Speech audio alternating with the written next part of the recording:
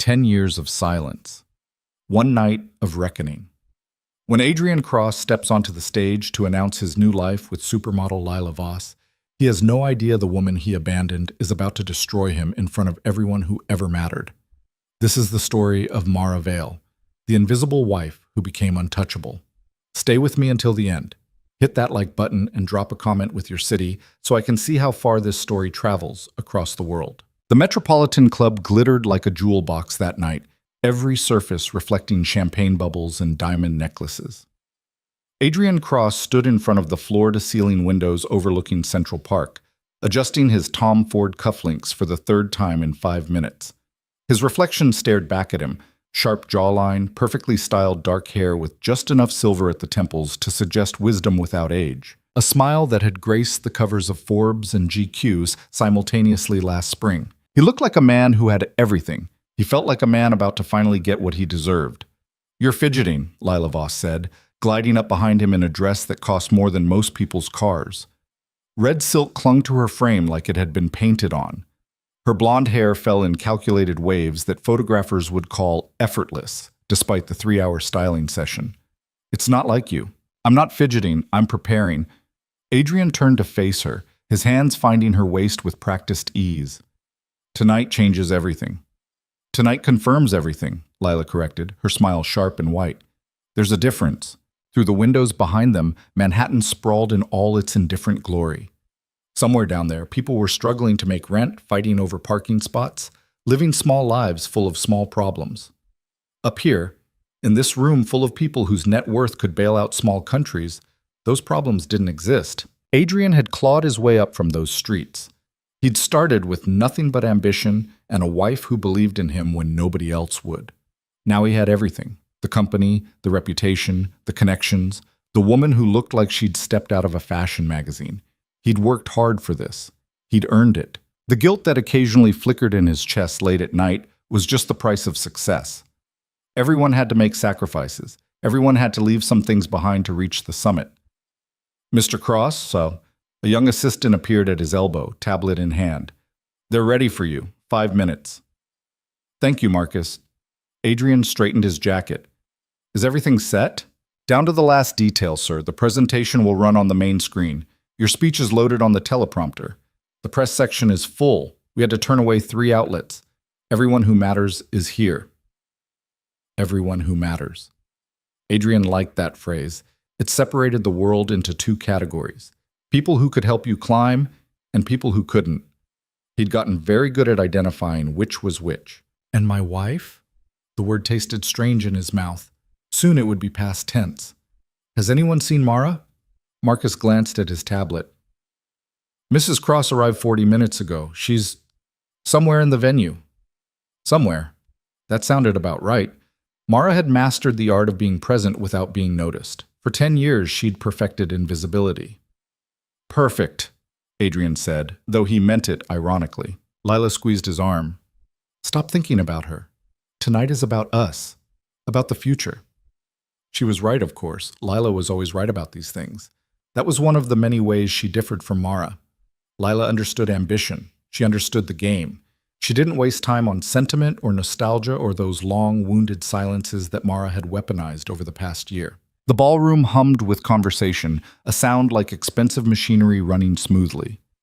Adrian made his way through the crowd, shaking hands, accepting congratulations that felt premature but weren't. Richard Blackwell from Blackwell Industries clapped him on the shoulder hard enough to hurt. "Hell of a night you've got planned, Adrian. Hell of a night." "You don't know the half of it, Richard." "Oh, I think I do." Richard's eyes flicked to Lila, who was holding court near the bar, surrounded by men in tuxedos who were trying very hard to look at her face. "The whole city knows." "Well, everyone except no one," Adrian cut him off. "Everyone who needs to know knows." That was mostly true. The divorce papers had been filed but not yet served. Adrian's lawyers had advised waiting until after tonight. Better optics, they said. Cleaner narrative. First, announce the company's explosive new direction and his engagement to Lila. Then, quietly, handle the dissolution of his marriage to Mara. The press would eat it up either way, but this sequence made him look decisive rather than cruel. Adrian didn't particularly care which one he looked like, but his lawyers were expensive for a reason. Adrian Cross, as I live and breathe. He turned to find Veronica Chen, editor-in-chief of Metropolitan, her dark eyes sharp with the kind of intelligence that made politicians nervous. She was one of the most powerful women in media, which meant she was one of the most dangerous people in the room. Veronica, I didn't know you were coming. I wouldn't miss this for anything. She sipped her champagne, studying him over the rim of her glass. Quite the announcement you have planned. News travels fast. News is my business. Secrets are my currency. She tilted her head slightly. Though I have to say, I'm curious about one thing. Adrian felt his smile tighten. Just one? Where's Mara? There it was. The question he'd been waiting for all night, delivered by exactly the person he'd expected to ask it. Around, he said vaguely. You know how she is, not really one for the spotlight. No, Veronica agreed. She never was. I always found that interesting, actually. Most people married to someone like you would at least try to play the game. But Mara, she paused, choosing her words carefully. Mara always seemed content to let you have the glory. That's because she understood her role, did she? Veronica's expression didn't change, but something shifted in her eyes. Or did she understand something else entirely? Before Adrian could respond, the lights dimmed. A hush fell over the ballroom. Marcus appeared again, nodding. It was time. Adrian made his way to the small stage at the front of the room. A podium stood in a pool of light, and behind it, a massive screen glowed softly. He could feel the weight of 300 pairs of eyes on him. This was the moment he'd been building toward for months, years really, maybe his whole life. He thought briefly of Mara, wherever she was in the crowd. For 10 years, she'd been his shadow, his support, his safety net. She'd worked 2 jobs to put him through business school. She'd entertained clients when he was too junior to matter. She'd smiled through countless dinners where people looked through her like she was made of glass, and he'd appreciated it in his way. But appreciation wasn't love, and loyalty wasn't passion. Lila made him feel alive in ways Mara never had. Lila challenged him, matched him, understood that success required sacrifice. The guilt flickered again, briefly. Then the spotlight hit him, and the guilt disappeared. Good evening, everyone! His voice carried across the ballroom, smooth and confident. Thank you all for being here tonight. I know many of you have been speculating about why I called this gathering, and I promise you won't be disappointed. Polite laughter rippled through the crowd. 10 years ago, I started Cross Industries with nothing but an idea and a laptop. Today, we're worth north of $800 million. We've revolutionized digital marketing, changed how brands connect with consumers, and built something that will outlast all of us. He paused for effect, letting the numbers sink in. 800 million sounded impressive. And it was impressive, but it was also a lie. Not about the company's value. That part was real. But the part about starting with nothing, with just an idea and a laptop that was carefully crafted mythology. The truth was messier. The truth involved Mara's inheritance from her grandmother, the $75,000 she'd poured into his business without hesitation. The truth involved her connections through the nonprofit where she'd worked, connections that led to their first 3 major clients. But truth was flexible in rooms like this. Truth was whatever story you told convincingly enough. Tonight, Adrian continued, I want to share 2 announcements that will define the next chapter of Cross Industries and my personal life. He saw Lila near the front, her expression perfectly calibrated, proud but not presumptuous, excited but not desperate. She was a master of presentation. Everything about her was intentional, from the angle of her chin to the way her hand rested lightly on her champagne glass. First, the business news. We've been in talks with Axis Global for the past 6 months, and I'm thrilled to announce that they've agreed to invest $300 million in Cross Industries. This partnership will allow us to expand internationally, triple our workforce, and cement our position as the dominant force in digital brand strategy. The room erupted in applause. Adrian let it wash over him, feeding on the validation, the recognition, the proof that he'd made it. But that's not all, he said, raising his voice slightly to cut through the noise. I believe business is personal. I believe the partnerships we choose in our professional lives reflect who we are as people. And I believe that success means having the courage to make difficult choices. His eyes found Veronica Chen in the crowd. She was watching him with an expression he couldn't quite read. Which brings me to my second announcement. For the past 10 years, I've been married to Mara Vale. She was there at the beginning, and I'll always be grateful for her support during those early days. Was. He'd used past tense. Several people in the room caught it. He could tell by the slight shift in their posture, the way conversations died mid-sentence. But people grow. Paths diverge. And sometimes the person who is right for one chapter isn't right for the next. He extended his hand toward the audience. Lila, would you join me? Lila moved through the crowd like light through water, effortless and inevitable. She stepped onto the stage, and the difference between her and Mara had never been more obvious. Lila belonged here. Lila was made for moments like this. I'm proud to announce that Lila Voss has agreed to be my wife, Adrian said, slipping his arm around her waist. And more than that, she's joining Cross Industries as our new chief brand officer. Her vision, her creativity, her understanding of what makes brands transcend mere products. This is exactly what we need to take the company to the next level. More applause, though this time it felt slightly uncertain. People were doing the math, figuring out the timeline. Some of them probably knew about Lila before tonight. Others were just now connecting the dots. Adrian didn't care. Let them gossip. Let them judge. By tomorrow, he'd be too successful for their opinions to matter. Some of you may be wondering about the timing, he acknowledged, deciding to address it head-on. Why announce a professional partnership and a personal one simultaneously? The answer is simple. I don't believe in compartmentalizing success. I don't believe in pretending our personal lives don't impact our professional ones. I believe in radical honesty, in transparency, in living authentically. The irony of saying this while lying about almost everything wasn't lost on him, but irony was another luxury afforded to the successful.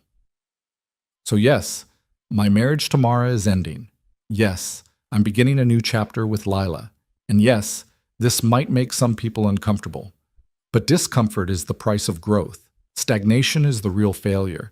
And I refuse to let loyalty to the past prevent me from building the future. He'd practiced this speech a dozen times, refining it with Lila's help until every word landed exactly right. It acknowledged the situation without apologizing for it. It positioned him as brave rather than callous. It made evolution sound noble. Now, Adrian said, his smile widening, I know that's a lot to process. But before we continue celebrating, I want to give you all a glimpse of what's coming next. If you'll direct your attention to the screen, the lights dimmed further. The massive screen behind him flickered to life, showing a sleek presentation that Lila had designed herself. Images of global expansion, new offices in London and Singapore, projections of revenue growth that made 800 million look quaint. Adrian stepped aside, letting the visuals do their work. This was the moment he'd choreographed so carefully.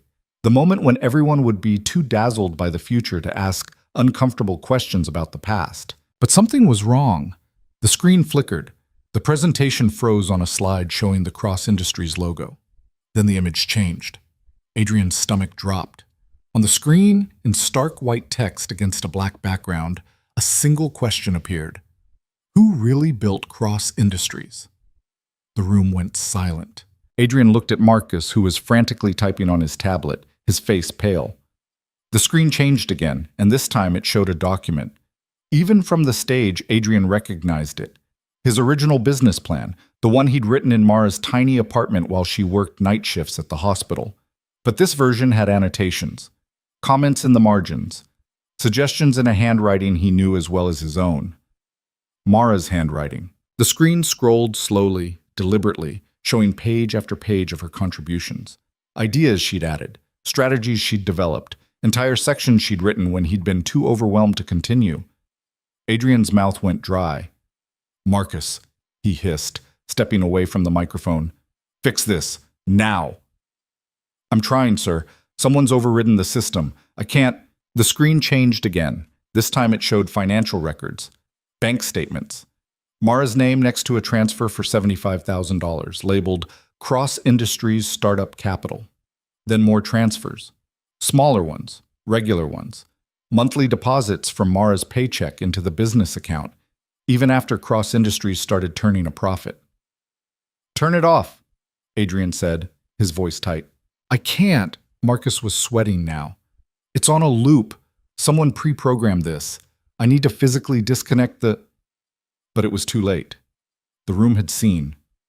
300 of the most influential people in New York had just watched evidence that contradicted everything Adrian had said, everything he'd built his reputation on. The screen went black for a moment. Then new text appeared. Every empire has a foundation. Most people just don't look underneath.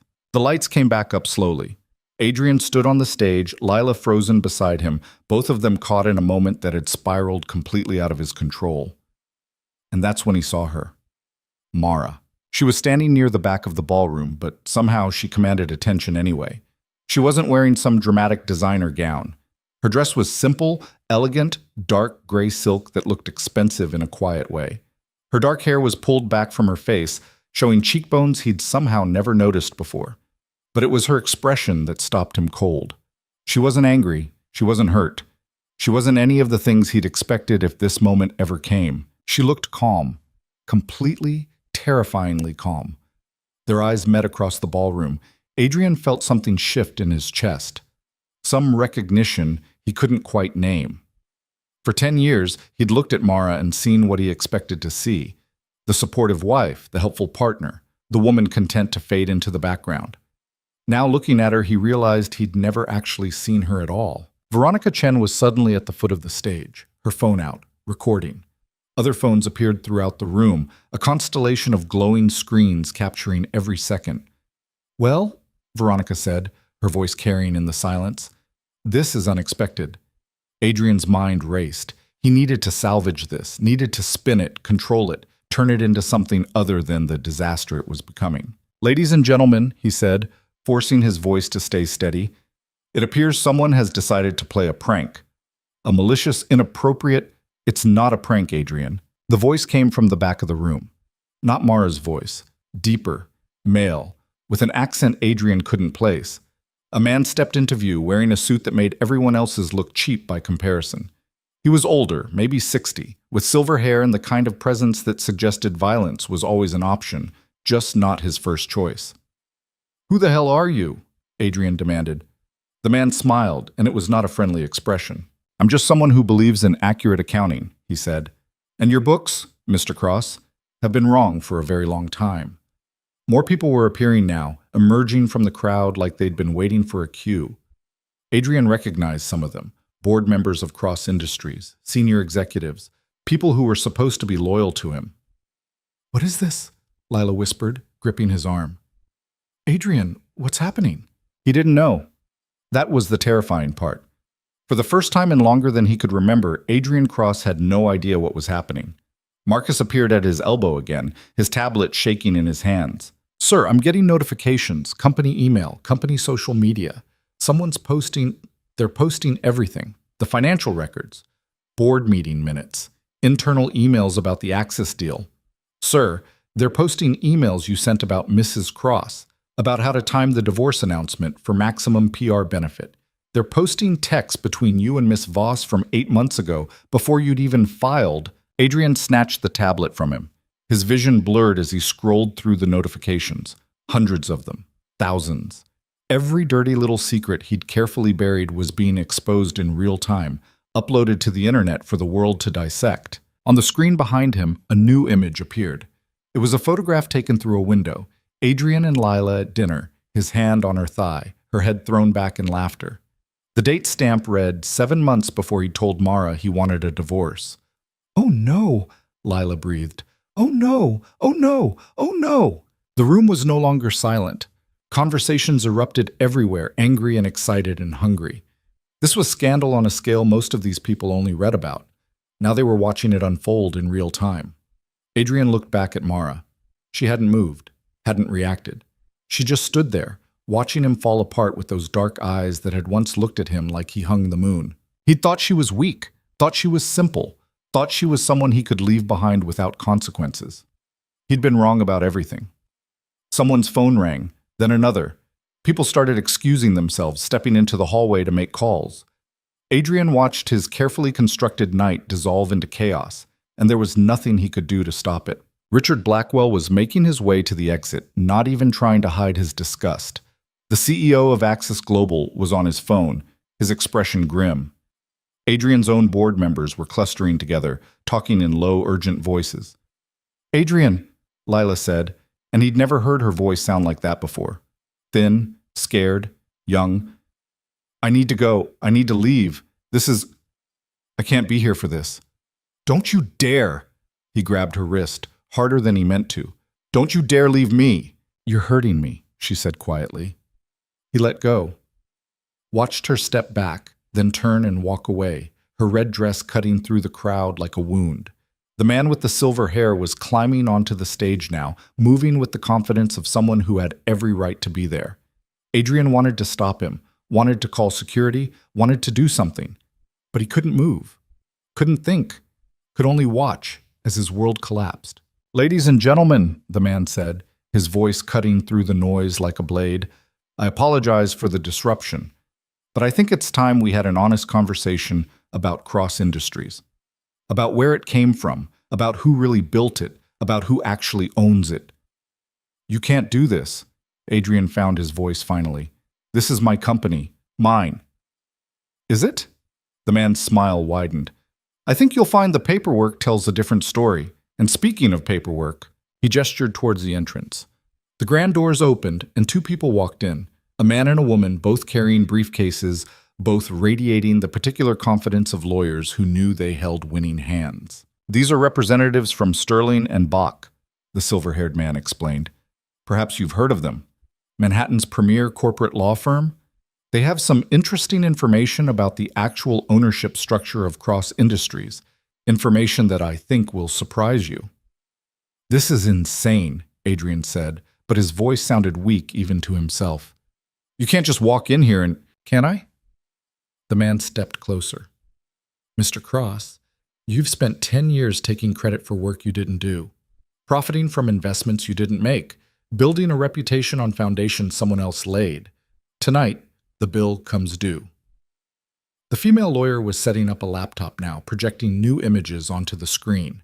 Corporate documents, ownership papers, articles of incorporation, and there, on every single one, was Mara's signature. Not as a witness, not as a spouse, as the primary shareholder. The room spun. Adrian gripped the podium to steady himself. That's impossible, he whispered. I own 60% of Cross Industries. You own 30%, the lawyer corrected, her voice crisp and professional. You've always owned 30%. The rest was distributed among various holding companies and trusts. Companies and trusts that if you'd bothered to read the paperwork you signed, you would have realized were all controlled by one person.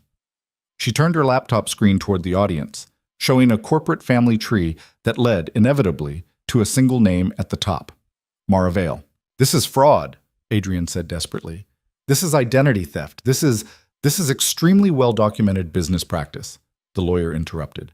Every document has been filed correctly, every signature notarized, every transfer recorded. You signed these papers yourself, Mr. Cross. I have your initials on 93 separate pages. I didn't know what I was signing.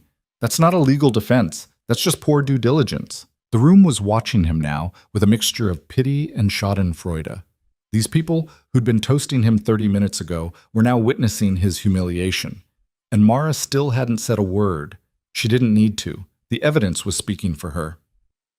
Adrian's phone buzzed in his pocket. He pulled it out with shaking hands. Text messages were flooding in. His financial advisor, his publicist, his agent, all of them saying variations of the same thing.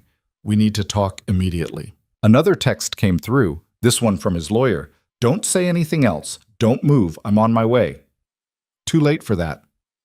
Adrian had already said too much, done too much, revealed too much. He looked at the audience, trying to find even one sympathetic face, but they'd already moved on from sympathy. They were waiting for the next revelation, the next twist in a story that had gone from boring corporate announcement to the scandal of the season. The screen changed again. This time it showed an email from Adrian to Lila, dated 9 months ago. Mara still thinks I'm working late. God, she's so trusting, it's almost sad. Once the Axis deal closes, I'll have enough security to finally leave. Can you imagine her face when she realizes I'm gone? Lila's response was there too. Don't be cruel, baby. Just be quick. Rip off the Band-Aid. Adrian felt bile rise in his throat. He'd written that email drunk after a particularly good day. He'd forgotten about it completely. But someone had remembered. Someone had been watching, collecting, documenting everything. You see, the silver-haired man continued, addressing the room now, Mr. Cross believed he was building something alone. But every empire requires foundation. Every success story has chapters we don't talk about. Tonight, we're reading those missing chapters. Who are you? Adrian asked again, desperate now. What do you want? Me? I'm nobody. I'm just the messenger. He gestured toward Mara. She's the one you should be asking. All eyes turned to Mara. She stepped forward, moving through the crowd with a grace Adrian had never noticed before. People parted for her automatically. When she reached the stage, she didn't climb the steps. The silver-haired man simply extended his hand and helped her up, treating her with a deference that spoke of respect earned, not given. Standing next to Adrian now, Mara finally looked at him directly. Hello, Adrian, she said quietly. Her voice was different, or maybe it wasn't different at all. Maybe he'd just never really listened before. Mara, whatever you think you're doing, I'm not doing anything, she interrupted, and even her interruption was calm, measured. I'm just correcting the record, making sure everyone knows the truth. The truth? Adrian laughed, and it sounded desperate even to himself. The truth is, you're angry I'm leaving you, so you're trying to destroy me. I'm not trying to destroy you, Adrian. I'm trying to save what I built. She turned to address the room. 10 years ago, I met a man with big dreams and no capital. I believed in those dreams. I invested my grandmother's inheritance. I made connections. I helped write business plans. I sat through meetings while he presented ideas we'd developed together as his own. And I did it gladly, because I loved him. The room was absolutely silent now. But love isn't enough to build something that lasts, Mara continued. You also need protection, insurance. My grandmother taught me that. She built her own business in the 1960s, when women weren't supposed to build anything. She taught me to always read the fine print, to always protect myself, to never assume someone else will look out for my interests. She pulled a folder from somewhere. Adrian hadn't even noticed she was carrying one, and opened it. So when Adrian asked me to invest in Cross Industries, I did.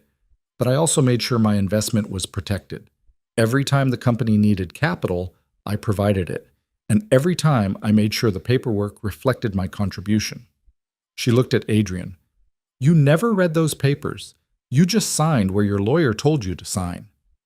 My lawyer worked for me. Your lawyer worked for the company, Mara corrected gently. The company I controlled. He disclosed that to you multiple times. You just never asked for clarification. Adrian's mind raced through years of signatures, papers he'd signed while distracted, while on phone calls, while thinking about other things.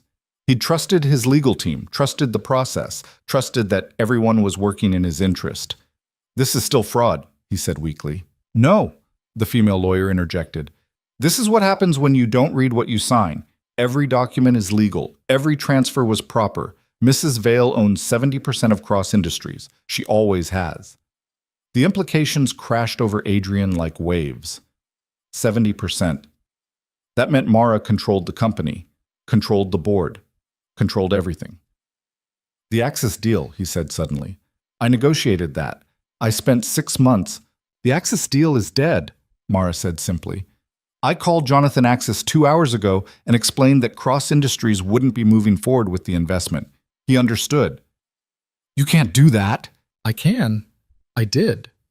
She looked at him with something that might have been pity. Adrian, you never understood how business actually works. You thought it was about charisma, about confidence, about telling the right story, and those things matter, but they're not enough.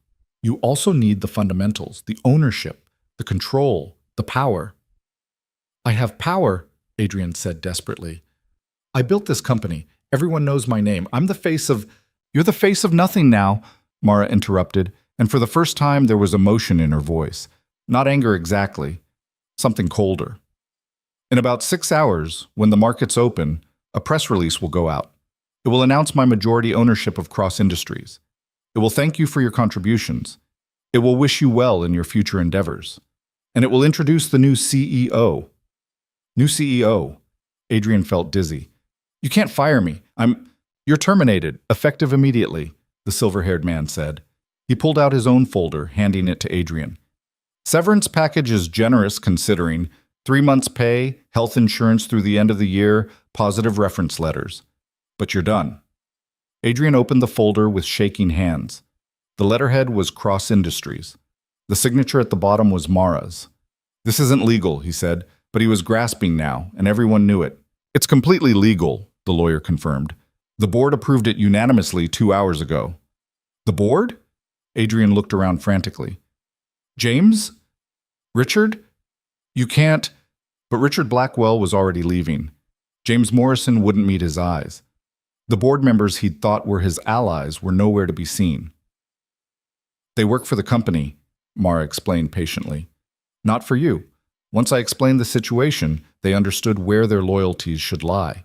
The enormity of it hit Adrian all at once. This wasn't improvised. This wasn't revenge. This was a plan executed with precision over months, maybe years.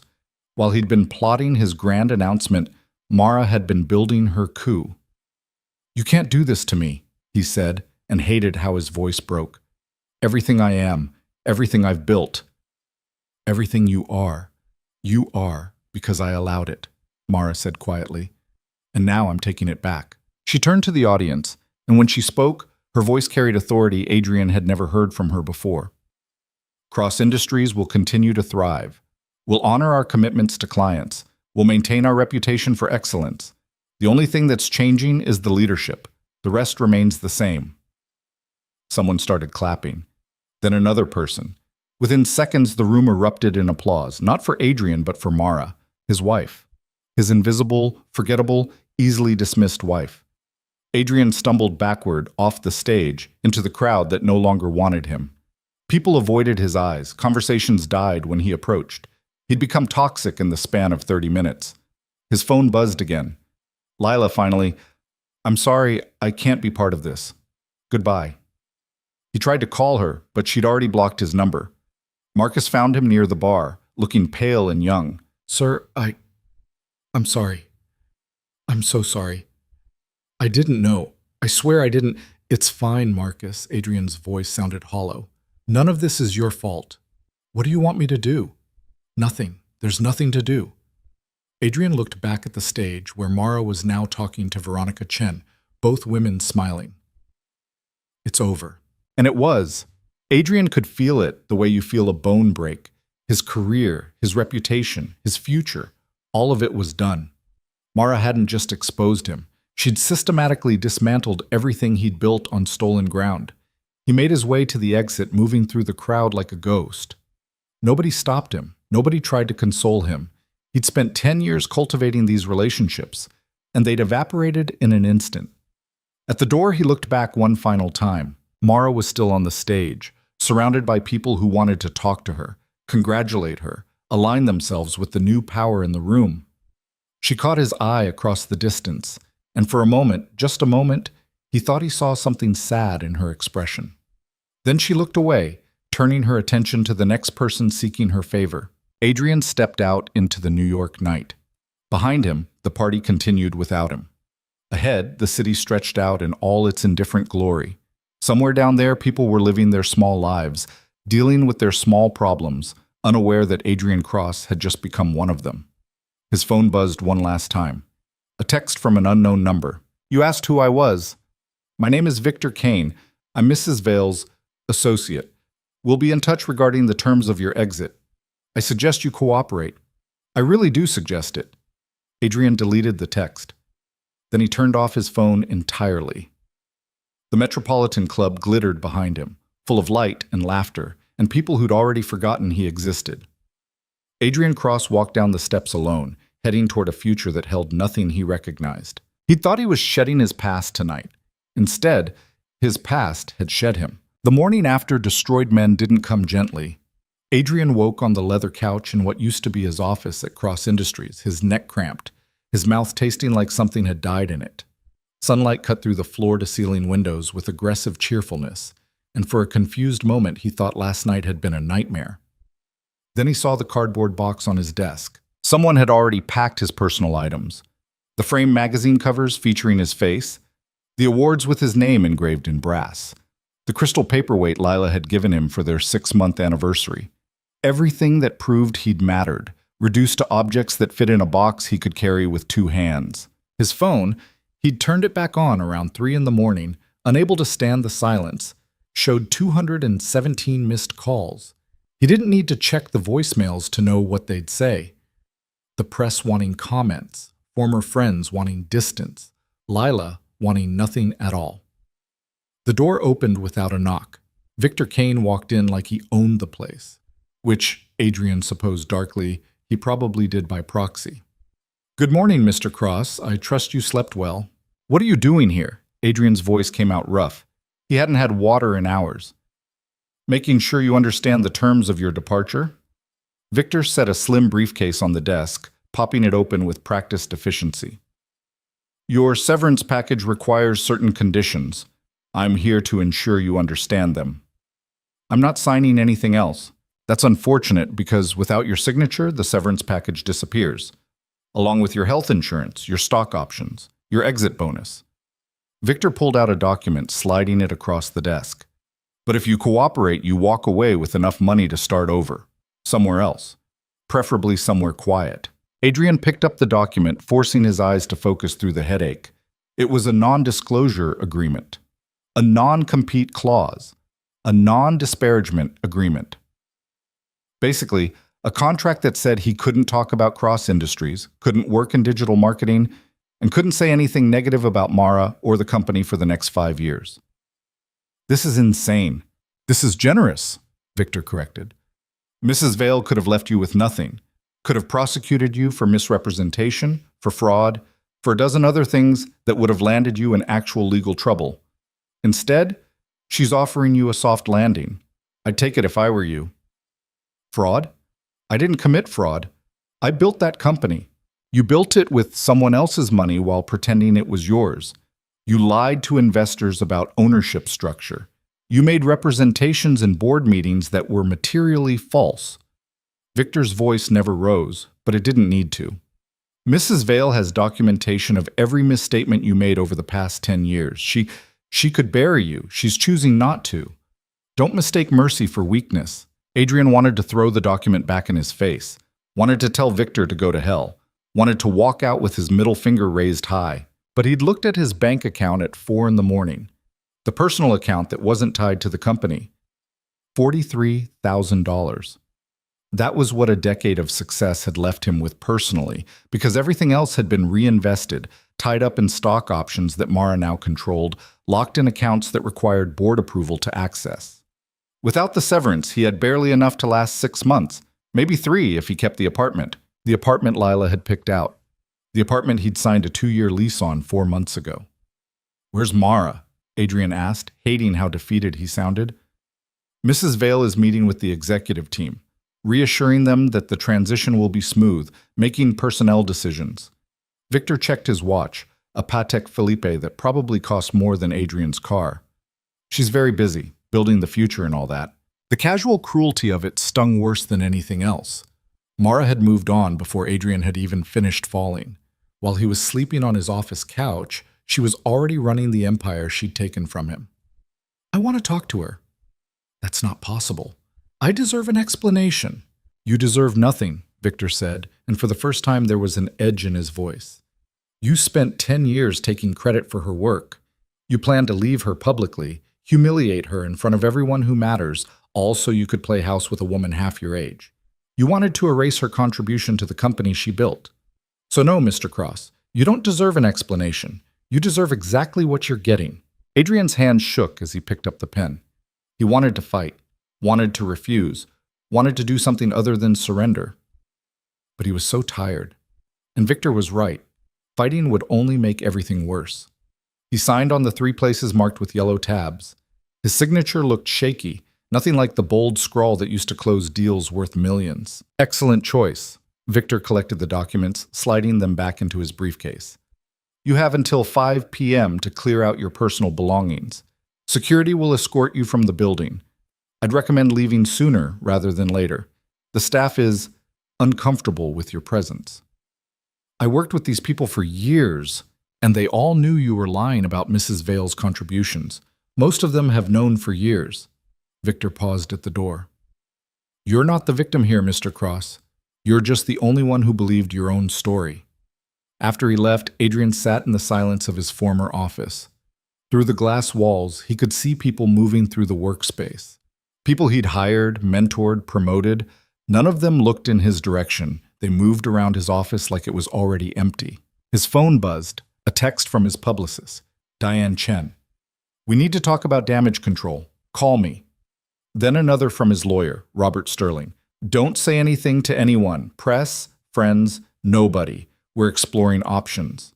And finally, one from his mother in Cleveland. "Saw the news. Are you okay? Call me when you can." Adrian deleted all three without responding. He started packing the box, but halfway through he stopped. What was the point? These weren't achievements anymore.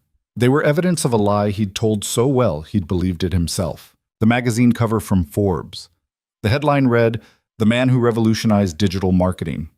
But the revolution had been Mara's idea, proposed over dinner one night when he was complaining about client retention. She'd sketched it out on a napkin while he ate pasta. He'd presented it to the board the next week as his own innovation, the Inklaw Magazine Award for Entrepreneur of the Year. He'd given an acceptance speech about vision and risk-taking. Never mentioned that Mara had covered the company's payroll with her own credit card during that first lean year when clients were slow to pay. The photograph of him shaking hands with the mayor at some charity gala. Mara had organized the whole event, had spent weeks coordinating with nonprofits and vendors. She'd stood off to the side during the photo op, smiling, invisible. Adrian left the box on the desk and walked out. The elevator ride down felt longer than it should have. When the doors opened on the ground floor, two security guards were waiting. Tony and Marcus, both guys Adrian had joked around with hundreds of times, both guys who'd called him boss with genuine respect. Now they wouldn't meet his eyes. "Mr. Cross," Tony said quietly, "we need to escort you out." "I know the way." "Company policy, sir." So they walked him through the lobby he'd crossed every morning for 10 years, past the reception desk where Jenny had greeted him with coffee exactly how he liked it, past the walls decorated with campaign work that Mara had art directed while he took calls from reporters, and finally through the glass doors into the morning chaos of Manhattan. The guard stopped at the threshold. Adrian turned back, looking at the building that had been his whole world. "For what it's worth," Tony said, so quietly Adrian almost missed it. "I'm sorry." "Don't be. I earned this." The walk to his apartment took 45 minutes because he couldn't stand the thought of getting in a cab and making small talk with a driver who might recognize him. The streets were full of people rushing to jobs that still wanted them, and Adrian felt invisible in a way he'd never experienced before. Yesterday he'd been someone. Today he was just another guy in a wrinkled suit, walking nowhere important. His apartment building doorman, Robert, had always been friendly, had always asked about work, always commented on Adrian's success with genuine warmth. Now Robert's expression was careful, neutral. "Morning, Mr. Cross." "Morning, Robert." That was all. No conversation about the weather or the Knicks or the construction happening on 3rd Avenue. Just a polite acknowledgement and then eyes forward, pretending Adrian had already passed. The apartment felt wrong. Lila's taste was everywhere. The mid-century modern furniture she'd insisted on, the abstract art she'd picked out during a weekend in the Hamptons, the custom bookshelves filled with books chosen for their spine colors rather than their content. Adrian had paid for all of it, but none of it was his. His phone rang. Unknown number. He answered anyway, because what did he have to lose?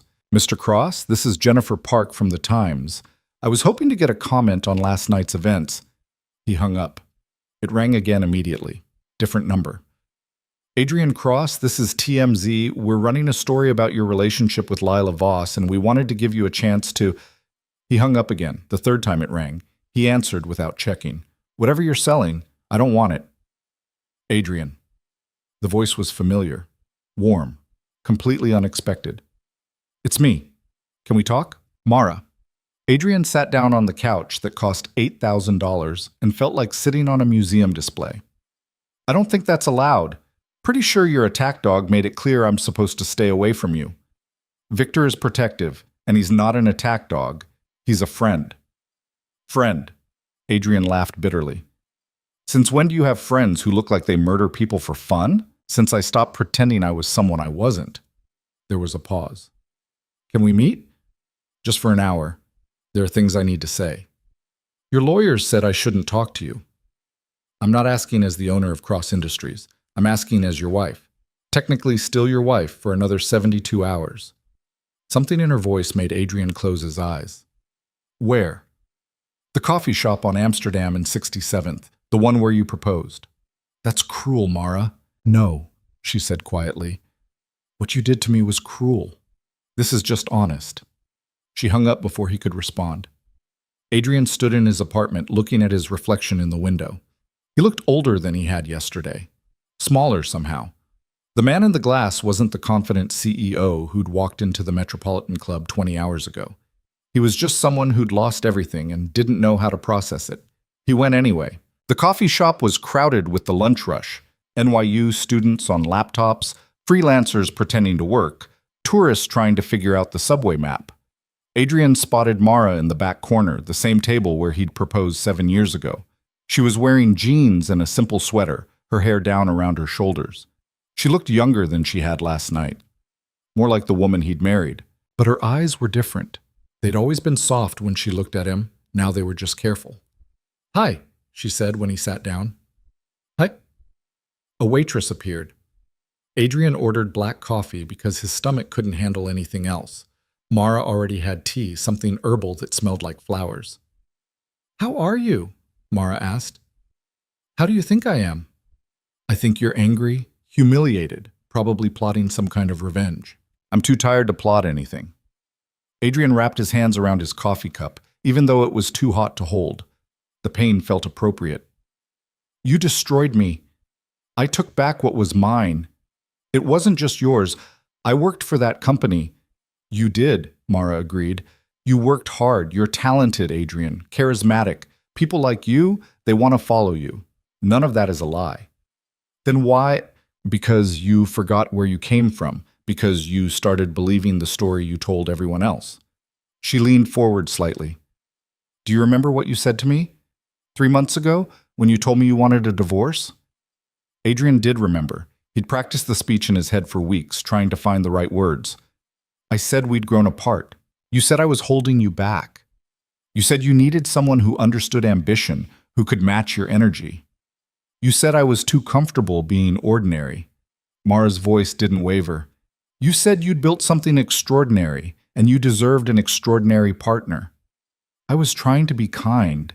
You were trying to convince yourself you weren't abandoning someone who loved you, that you were making a smart business decision. She sipped her tea. The problem is, you believed it. You actually believed you'd built Cross Industries alone, that my contributions were negligible, that I was just along for the ride. Adrian wanted to argue, but the words stuck in his throat. Because she was right. He had believed it. Somewhere along the way, he'd rewritten history in his head until Mara became a footnote in his own success story. I didn't mean to... I know you didn't. That's what made it worse. Mara set down her cup carefully.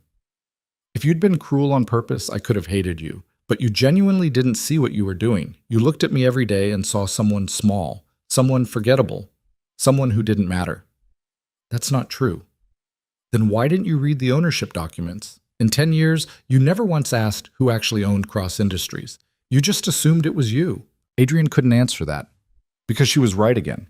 He'd signed papers his lawyers put in front of him, trusting that everyone was working in his interest.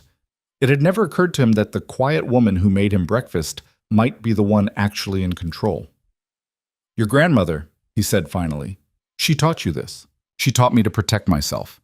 To never depend on someone else's generosity or memory or sense of fairness, to build my own foundation. Mara's expression softened slightly. She loved my grandfather, but she never forgot that love isn't a legal contract, that feelings change, that people leave. So you've been planning this for 10 years? Just waiting for me to screw up? No.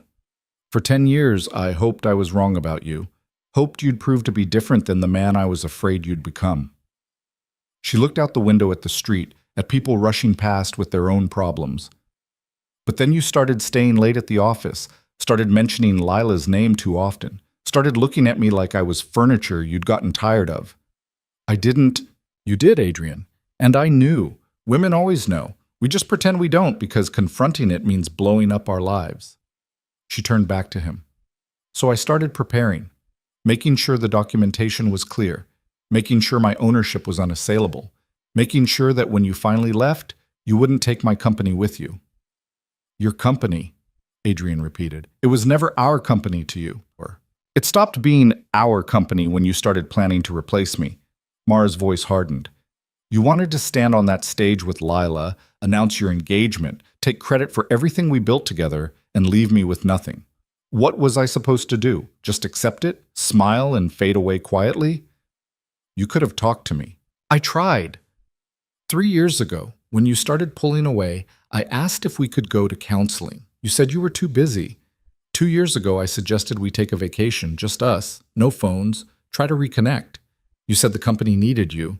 Last year, I asked point blank if you still loved me. She paused. Do you remember what you said? Adrian didn't want to remember, but the memory came anyway, sharp and clear. They'd been in bed, the lights off, both of them staring at the ceiling. He'd said, I love the life we've built. Not, I love you. Just the life, the comfortable arrangement, the convenient partnership. I didn't know what else to say, he admitted. You could have said the truth, that you'd fallen out of love with me, that you wanted something different. That would have hurt, but at least it would have been honest. Would you have let me go if I'd been honest? Mara considered this for a long moment. I don't know. Maybe. But you didn't give me that choice. You made decisions behind my back. You planned your exit strategy like I was a business problem to solve. So this is revenge. This is justice, Mara corrected. There's a difference. Adrian's coffee had gone cold. He pushed it away. What happens now? Now you sign the non-compete, take the severance, and start over somewhere else, preferably in a different industry. And if I fight, then Victor stops being nice, and you discover that I have friends you never knew about. Friends who are very good at making problems disappear. She said it casually, like she was discussing the weather. I'd prefer not to go that route. Despite everything, I did love you once. I'd like to remember that without additional complications. Victor isn't just a lawyer, is he? Victor is whatever he needs to be. Mara gathered her purse, preparing to leave. He's also someone who's been in my life a lot longer than you have. What does that mean? It means you never asked about my life before we met. You knew I grew up in Boston, that my grandmother raised me after my parents died, that I worked at a nonprofit before Cross Industries. But you never asked for details. Never wondered why a woman with a sociology degree from a state school had $75,000 to invest in a startup. Never questioned where I learned about corporate structure or contract law. Adrian felt cold spread through his chest. Who are you? I'm exactly who I always was. You just never bothered to look closely. Mara stood, leaving a 20 on the table for her tea. My grandmother didn't just run a business, Adrian. She ran an empire. Import-export, mostly legal, occasionally not. When she died, she left me more than money. She left me connections, protection, power. You're saying your grandmother was a criminal? I'm saying my grandmother was a businesswoman who understood that rules are written by people with power to keep people without power in their place. She played the game better than most men ever could. Mara looked down at him, and Adrian saw something in her expression he'd never noticed before. Something hard and ancient and absolutely certain. And she taught me to play it too. So what, you're some kind of mob princess? That's insane. I'm a woman who protected her interests, that's all. She pulled on her coat. The divorce papers will be finalized Friday. You'll receive your copy via courier. Don't contest it. Don't drag this out. Just sign and move on. And then what? You ride off into the sunset with your mysterious protector? Mara smiled, and it was sad and knowing and completely without warmth. Something like that. She walked away, weaving through the coffee shop crowd with practiced ease. Adrian watched her go, this woman he'd shared a bed with for 10 years, and realized he'd never known her at all. His phone buzzed. A text from an unknown number. The box from your office will be delivered to your apartment by 6 p.m. Don't come back to the building. Adrian looked around the coffee shop, suddenly paranoid. Was Victor here? Watching? How much surveillance had Mara put on him? Another text. Stop looking around. I'm not there. But I'm always watching. Remember that. Adrian put his phone face down on the table. His hands were shaking. A woman at the next table was watching him, her expression curious. It took him a moment to recognize her. Jessica something, a reporter for Business Insider. She'd interviewed him 6 months ago for a profile that had made him sound like a visionary. She smiled apologetically and looked away, but Adrian saw her pull out her phone, saw her fingers moving quickly, typing, probably texting her editor, probably saying, "You won't believe who I just saw looking like complete hell at a coffee shop on the Upper West Side." He left without finishing his coffee. The walk back to his apartment felt longer than the walk there. His phone kept buzzing, more calls from reporters, more texts from former colleagues suddenly remembering they had his number, more notifications that his Wikipedia page was being edited in real time to reflect his spectacular fall. By the time he reached his building, Adrian's phone had died. He hadn't charged it since yesterday. Another small failure in a day full of them. Robert the doorman handed him a package without comment. Plain brown box, no return address. Adrian carried it upstairs, his arms already tired. Inside his apartment, he opened the package carefully, half expecting something dramatic. Legal threats, evidence of other crimes, something. Instead, he found a USB drive and a handwritten note. The note was in Mara's handwriting. "You deserve to know the whole truth. Watch this when you're ready. It won't make you feel better, but at least you'll understand." Adrian held the USB drive like it might bite him. Part of him wanted to throw it away, to refuse whatever revelation Mara had prepared. But curiosity won. He plugged it into his laptop. The file was a video, time-stamped from 6 months ago. A board meeting he vaguely remembered, routine enough that he'd spent half of it checking his phone under the table. But this recording showed something he hadn't seen. After the meeting officially ended, after Adrian had left to take a call from Lila, the board had kept talking. Mara had stayed in the room. Now that Adrian's gone, James Morrison said in the video, his tone completely different from the deferential way he usually spoke. "Can we talk about the real numbers?" "The real numbers show we're in trouble," another board member said. "The Axis deal is the only thing keeping us afloat." "The Axis deal is smoke and mirrors," Mara's voice said, and Adrian watched his wife, his quiet, forgettable wife, command the room with effortless authority. "Jonathan Axis is a predator. He's offering $300 million because he knows we're desperate. But read the fine print of his term sheet. He gets 40% equity, 3 board seats, and veto power over major decisions. Within a year, he'll manufacture a crisis, force us to take more money at a worse valuation, and end up owning this company outright." Isboki. "So what do we do?" James asked. "We don't take his money. We restructure. I've been building something separate, something Adrian doesn't know about. A holding company that owns our most valuable assets. We transfer the profitable divisions there, leave the struggling ones in cross-industries, and when Axis realizes he's buying a gutted shell, we'll already have built something better." Adrian's stomach dropped. This conversation had happened 6 months ago. While he was planning his future with Lila, Mara had been planning to hollow out his company. The video continued. Strategic discussions, financial projections, plans to slowly strip cross-industries of everything valuable, while Adrian smiled for cameras and gave interviews about his vision for the future. And the board had gone along with it. Every single person he'd trusted had chosen Mara over him. The video ended. A second file appeared in the folder labeled Evidence. Adrian opened it, already knowing it would be bad. It was worse. Years of documentation. Every time Adrian had claimed credit for Mara's ideas in meetings. Every time he'd presented her work as his own. Every time he'd dismissed her contributions or suggested she was just providing wifely support rather than actual business strategy. And worse than that, recordings of him with Lila. Conversations Adrian didn't remember having. Hotel rooms he'd forgotten. Lies he'd told Mara while Lila listened on speakerphone, both of them laughing at how easily he got away with it. He'd thought he was being clever, thought he was playing the game well, but Mara had been recording everything, building a case, waiting for the right moment to use it. Adrian closed the laptop and sat in the expensive silence of his expensive apartment, understanding finally that he'd never been in control of anything. His phone, he'd plugged it in to charge, buzzed back to life with a flood of notifications. One caught his eye. An email from Lila, sent an hour ago. "Adrian, I'm sorry for how this ended. You have to understand, I didn't know about Mara's ownership. I thought you were who you said you were. I thought we were building something real. But I can't be associated with this scandal. My career is just starting, and your situation is toxic. I hope you understand." Please don't contact me again. My lawyers will reach out if necessary. L. Adrian laughed, and it sounded broken even to himself. Lila had jumped ship with impressive speed.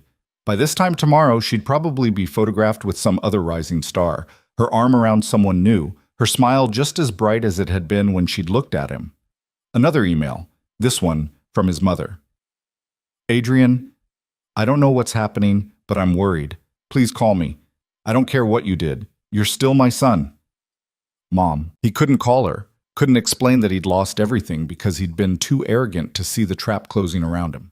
Couldn't admit that the woman he'd dismissed as ordinary had played him like a fiddle for 10 years. A third email from an address he didn't recognize. Mr. Cross, I represent several media outlets interested in your story. There's significant money available for an exclusive interview. 6 figures, possibly more if you're willing to discuss intimate details of your marriage and relationship with Miss Voss. Please contact me at your earliest convenience. David Reinhardt, Reinhardt Media Group. They wanted to pay him to humiliate himself further, to turn his failure into entertainment. Adrian deleted it. Outside his window, the city moved on without him. Somewhere down there, Mara was probably meeting with executives, making decisions about the company's future, living the life he'd thought was his. And somewhere else, Victor Kane was watching, making sure Adrian stayed in line, ready to deploy whatever threats were necessary to keep him quiet and compliant. Adrian poured himself a drink from the bar cart Lila had insisted on. Expensive whiskey that tasted like ash. He drank it anyway. His reflection in the window looked back at him. A man who'd believed his own lies so completely that he'd never seen the truth standing right beside him. The truth that he'd never been the builder. He'd always been the facade. And now the facade had cracked, and there was nothing underneath but emptiness. 3 days later, Adrian stood in the back of the room at Cross Industries' emergency shareholder meeting, watching his former life continue without him. The conference room on the 42nd floor was packed with people who used to answer to him, people who used to value his opinion, people who now looked through him like he was made of air. He shouldn't have come. The severance agreement explicitly suggested he stay away from company events, but Victor's text that morning had been cryptic enough to override common sense. You should be there today. Trust me on this. Back row. Don't speak. So here he stood, wearing a suit that suddenly felt too expensive for someone without a job, watching strangers in his former conference room prepare for an announcement that Victor had refused to explain. Mara wasn't there yet. Her empty chair at the head of the table drew everyone's attention like a missing tooth. The board members whispered among themselves, checking phones, glancing at the door. James Morrison looked particularly nervous, his knee bouncing under the table in a tell Adrian had noticed during tense client meetings. Does anyone know what this is about? Sarah Chen from legal asked, her voice carrying despite the attempt at discretion. Full ownership reveal, someone else answered. She's making it official. I heard she's bringing in new C-suite executives, complete overhaul. I heard she's selling to Axis after all. No way. She hates Jonathan Axis. This is something else. Adrian's phone buzzed silently in his pocket. He pulled it out carefully, angling the screen away from the people around him. A text from his mother, the 4th one this week. Please call me. I'm worried sick. I don't care what happened. You're still my son. He'd ignored all of them. What could he possibly say? Hi, Mom. Turns out I was never as successful as I told you. Turns out my wife owned everything, and I was just the pretty face.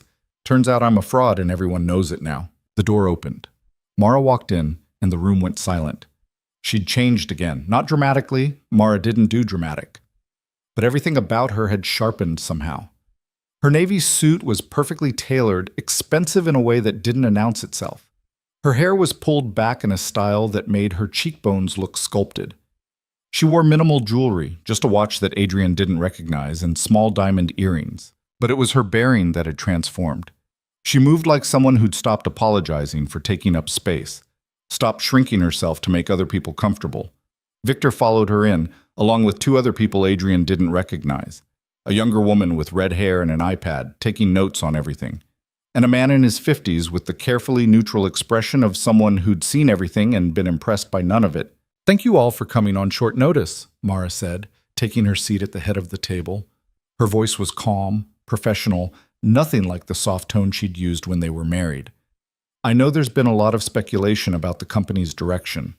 I want to address that today, clearly and completely. She pressed a button on the table, and the screens on the walls flickered to life.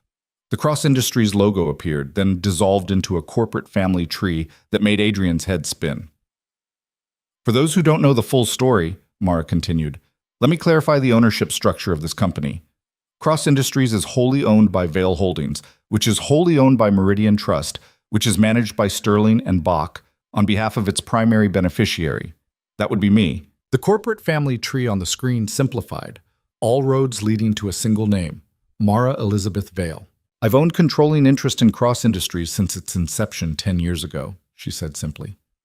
My initial investment of $75,000 purchased 70% equity. Subsequent capital infusions maintained that ownership percentage. Every board member in this room has known this since they were appointed. Every senior executive has signed documentation acknowledging this structure. Sarah Chen raised her hand tentatively. Mrs. Cross, Ms. Vail, Mara corrected gently. The divorce was finalized yesterday morning. I'm no longer Mrs. Cross. Adrian felt something twist in his chest. Yesterday morning. She'd signed the papers without telling him, without ceremony, probably in between conference calls and strategic planning sessions. Ms. Vail, Sarah corrected. Why reveal this now? Why not let the public continue to believe? Because I'm tired of pretending, Mara interrupted, and because the company is entering a new phase. We're restructuring completely. New leadership team, new strategic direction, new public face. The screen changed, showing organizational charts and financial projections. Adrian recognized some of the strategies. They were plans he'd proposed months ago, refined and improved beyond what he'd imagined. Effective immediately, Mara said. I'm assuming the role of CEO. Victor Kane will serve as Chief Operating Officer. Catherine Reeves, she gestured to the red-haired woman, will be our new Chief Financial Officer. And Marcus Holloway, the older man nodded slightly, will lead our newly formed Strategic Acquisitions Division. James Morrison's face had gone pale. What about the current executive team? There will be changes, Mara said carefully. Some positions will be eliminated, some will be restructured. You'll all receive detailed information by end of day. Those who are retained will receive new contracts reflecting the company's actual ownership. Those who aren't will receive generous severance packages. And Cross? Someone asked from the back of the room. Not Adrian, he'd stayed silent as instructed, but someone brave enough to ask the question everyone was thinking. What happens to Adrian Cross? Mara's expression didn't change. Mr. Cross is no longer associated with the company in any capacity. He's received his severance and signed all necessary agreements. His contributions to Cross Industries during its early years are acknowledged and appreciated, but he has no ongoing role in the organization. She said it so simply, so clinically, like she was discussing a vendor contract, not erasing her husband, ex-husband, from the empire he'd thought was his. What about Axis Global? Another voice asked. The $300 million investment? Withdrawn, Mara said. We don't need Axis's money. We never did. That deal was Mr. Cross's initiative, negotiated without full board approval or proper due diligence. Upon review, we determined it wasn't in the company's best interest. Adrian's hands clenched in his pockets. That deal had taken him 6 months to negotiate. 6 months of dinners and presentations and carefully managed relationships. And Mara had killed it with a phone call. Instead, Mara continued, we'll be partnering with Hartley Ventures. Smaller investment, better terms, no loss of control. The paperwork is being finalized today. The screen changed again, showing details of the Hartley deal. Adrian scanned the numbers quickly. It was better, significantly better. Hartley was investing $150 million for just 15% equity, no board seats, no operational control. He'd been so focused on the prestige of landing Axis Global, the headline, the validation, the proof he could play with the big boys, that he'd missed the predatory terms. Mara had seen it immediately. Now, Mara said, her voice taking on a different quality, I want to address the elephant in the room. Some of you are wondering why I stayed silent for 10 years. Why I let Adrian take credit for work I did. Why I played the supportive wife instead of claiming my rightful role. The room was absolutely silent. Even the people pretending to take notes had stopped moving. The answer is complicated, Mara admitted. Part of it was love. I genuinely loved my husband, and I wanted him to succeed. Part of it was strategy. Adrian was good at certain things I wasn't. He could charm clients, inspire teams, sell a vision. Those are valuable skills. She paused, and when she continued, her voice was harder. But part of it was also a test. I wanted to see how far he'd go, how much credit he'd take, whether he'd ever acknowledge my contributions voluntarily without being forced to. Adrian felt every pair of eyes in the room trying not to look at him. He failed that test, Mara said quietly. Not immediately, not even quickly, but eventually, consistently, and completely. So I stopped testing and started planning. Victor leaned forward slightly. Ms. Vale has been preparing for this transition for 18 months. Every decision, every document, every strategic move has been designed to ensure a smooth handoff of public leadership. We're not scrambling, we're executing a plan. A plan that included destroying Adrian's reputation? Someone asked, and Adrian couldn't tell if the tone was judgmental or admiring. A plan that included revealing the truth, Mara corrected. Adrian destroyed his own reputation by lying about his contributions. I just provided evidence of the lie. The red-haired woman, Catherine, spoke up for the first time. We have comprehensive documentation of every strategic decision made across industries over the past decade. Financial analysis shows that 73% of the company's most profitable initiatives originated with Ms. Vale. Another 18% were collaborative efforts. Only 9% came exclusively from Mr. Cross. 9%. Adrian had built his entire reputation on 9% original work. The screen changed again, and this time it showed something that made Adrian's stomach drop. A side-by-side comparison. On the left, Mara's original strategy documents, complete with dates and file metadata. On the right, Adrian's presentations to clients and investors, sometimes delivered weeks later with minor modifications. We're not sharing this to be cruel, Mara said, though Adrian thought that was debatable. We're sharing it because the company's future depends on transparency and accuracy. We can't build something sustainable on a foundation of false attribution. James Morrison cleared his throat.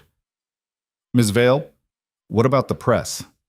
There's been significant coverage of the situation. How do we handle the narrative? Well, we tell the truth, Mara said simply. I'm holding a press conference tomorrow at 10 a.m. I'll explain the ownership structure, announce the leadership changes, and answer questions. Veronica Chen from Metropolitan will moderate. It's time for the real story to be told.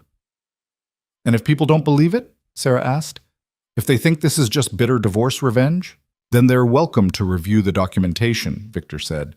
We have 10 years of evidence, bank records, email trails, dated strategy documents, witness testimony from current and former employees. Anyone who wants to verify Ms. Vale's claims is welcome to try. Adrian's phone buzzed again. Another text, this time from an unknown number. Watching the meeting? Enjoying the show? This is just the beginning. He looked around the room carefully, trying to spot a camera. Victor had to be watching somehow, had to have eyes in this room. But Adrian couldn't see anything obvious. The meeting continued for another 40 minutes. Mara fielded questions with patient precision, never losing her composure, never revealing more than she intended. She was good at this. Better than Adrian had ever been, if he was being honest. When people finally started filing out, whispering among themselves, making plans for the restructuring ahead, Adrian stayed in his corner. He didn't know why. Maybe he wanted to see if Mara would acknowledge him.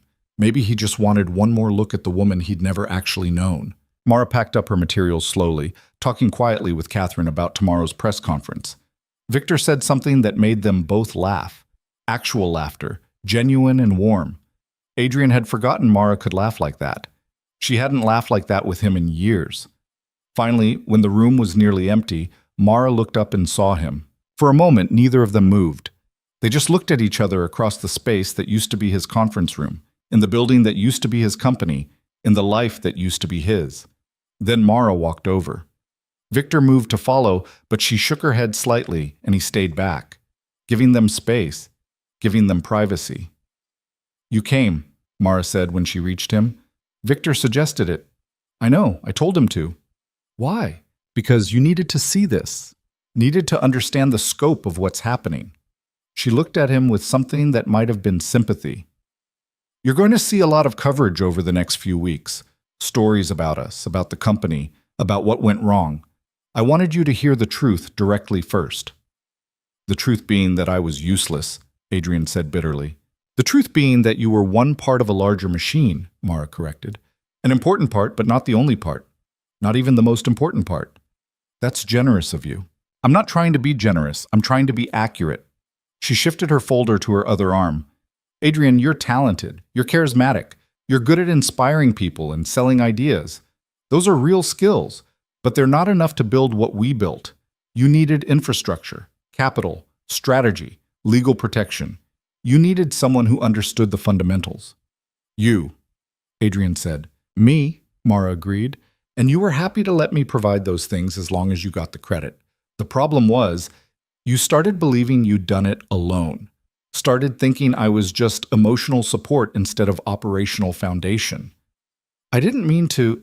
I know, Mara interrupted gently. You never mean to hurt anyone, Adrian. That's part of your charm. You genuinely believe you're a good person making difficult but necessary choices. But intention doesn't erase impact. Adrian wanted to argue, wanted to defend himself, wanted to explain that it had been more complicated than she was making it sound. But looking at her now, confident, composed, completely in control, he realized there was nothing to say. She'd already heard every excuse he could possibly offer. She'd probably predicted them months ago, maybe even written them down in some strategy document labeled Adrian's Expected Responses to Confrontation. What happens now? He asked instead. Now I run the company I built. You move on with your severance. We both start over in our separate lives. That's it? 10 years of marriage, and we just move on? Mara's expression softened slightly. Adrian, we stopped being partners the moment you started planning to replace me. Maybe even before that. Maybe we were never actually partners at all. Maybe I was always the foundation and you were always the facade, and neither of us wanted to admit it. That's not fair. Life isn't fair, Mara said, and there was no heat in it, just a statement of fact. Life is what we make it, and I'm making something new. She turned to leave, then paused. For what it's worth, I did love you. For a long time, I loved you completely. I just loved the company more. And I loved myself enough not to let you take both. Then she walked away, back to Victor and Catherine and Marcus, back to the team she'd assembled to replace everyone Adrian had trusted. They left together, talking animatedly about tomorrow's press conference, about strategic initiatives, about the future. Adrian stood alone in the empty conference room, surrounded by chairs that used to be his to fill, looking at screens that used to display his vision. His phone buzzed one more time. A text from Diane Chen, his former publicist. I've been contacted by 3 networks interested in your story. 60 Minutes, Dateline, and a Netflix documentary team. They're offering significant money. Should I set up meetings?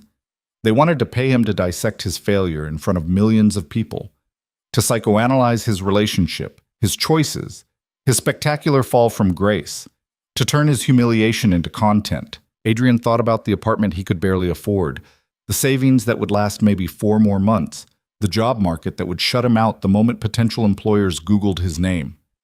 He thought about Mara, who'd planned her revenge with the patience of someone willing to wait years for the perfect moment. He thought about everything he'd lost and everything he'd never actually had. Then he typed back, set up the meetings, all of them. If he was going down, at least he'd get paid for the fall. The next morning, Adrian watched Mara's press conference from a bar in Brooklyn, nursing a beer at 11 a.m. while the bartender pretended not to recognize him. The television above the bar showed Mara standing at a podium, cameras flashing, reporters shouting questions. Veronica Chen stood beside her, managing the chaos with practiced ease. One at a time, please. Yes, David from the Journal. Ms. Vale, can you clarify when you took control of Cross Industries? I've had majority ownership since day one, Mara said calmly. I was the primary investor. The company was built with my capital, my connections, and my strategic vision. Adrian Cross was an important collaborator, but he was never the sole founder. Why hide that for 10 years? I didn't hide it. I simply didn't correct people's assumptions. When Adrian presented our work as his own, I let him. When reporters called him a visionary, I didn't object. I was conducting an experiment. An experiment? Another reporter, sounding skeptical. I wanted to see how long someone could succeed based primarily on charisma and storytelling, with minimal actual strategic contribution. The answer? About 7 years. After that, the cracks started showing. Adrian set down his beer too hard. The bartender glanced over but said nothing. Ms. Vale, some people are calling this revenge. How do you respond? I call it correction, Mara said. For 10 years, the narrative around Cross Industries has been inaccurate. I'm correcting that narrative. If people interpret honesty as revenge, that says more about them than it does about me. What about your marriage to Adrian Cross? When did you know it was over? Mara paused, and for the first time, something flickered across her face. I knew my marriage was over when my husband looked at me and saw an obstacle instead of a partner. When he started planning his future as if I wasn't part of it. When he stopped pretending to value my contributions. When was that? About a year ago. Maybe longer. It's hard to pinpoint exactly when love becomes habit, becomes contempt. The reporter shifted, sensing blood in the water. And the affair with Lila Voss? Was confirmation of what I already suspected. Adrian had emotionally left the marriage long before he physically did. How did that make you feel? Mara smiled, and it was sharp enough to cut. It made me feel like I needed to protect my assets. Feelings are temporary. Ownership is permanent. Adrian laughed bitterly. The bartender looked over again, this time with obvious recognition and pity. Another beer, the bartender asked. Yeah, might as well. On the screen, Veronica was wrapping up. Last question. Yes, Margaret from the Times? Ms. Vale, what's next for Cross Industries? Expansion, Mara said simply. We're opening offices in London and Singapore. We're launching 3 new service divisions. We're doubling our workforce over the next 18 months. And we're doing it all under honest leadership with transparent ownership.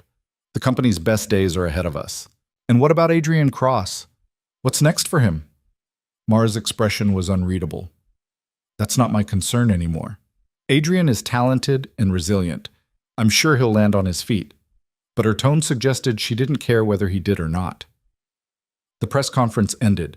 The television switched to commentary, talking heads analyzing Mara's performance, debating whether her revenge was justified or excessive, speculating about Adrian's next move. Adrian's phone rang. Diane Chen. Did you watch? She asked without preamble. Yeah. Then you know we need to move fast. Your value is highest right now, while you're still news. In 2 weeks, people will move on. We need to capitalize while there's interest.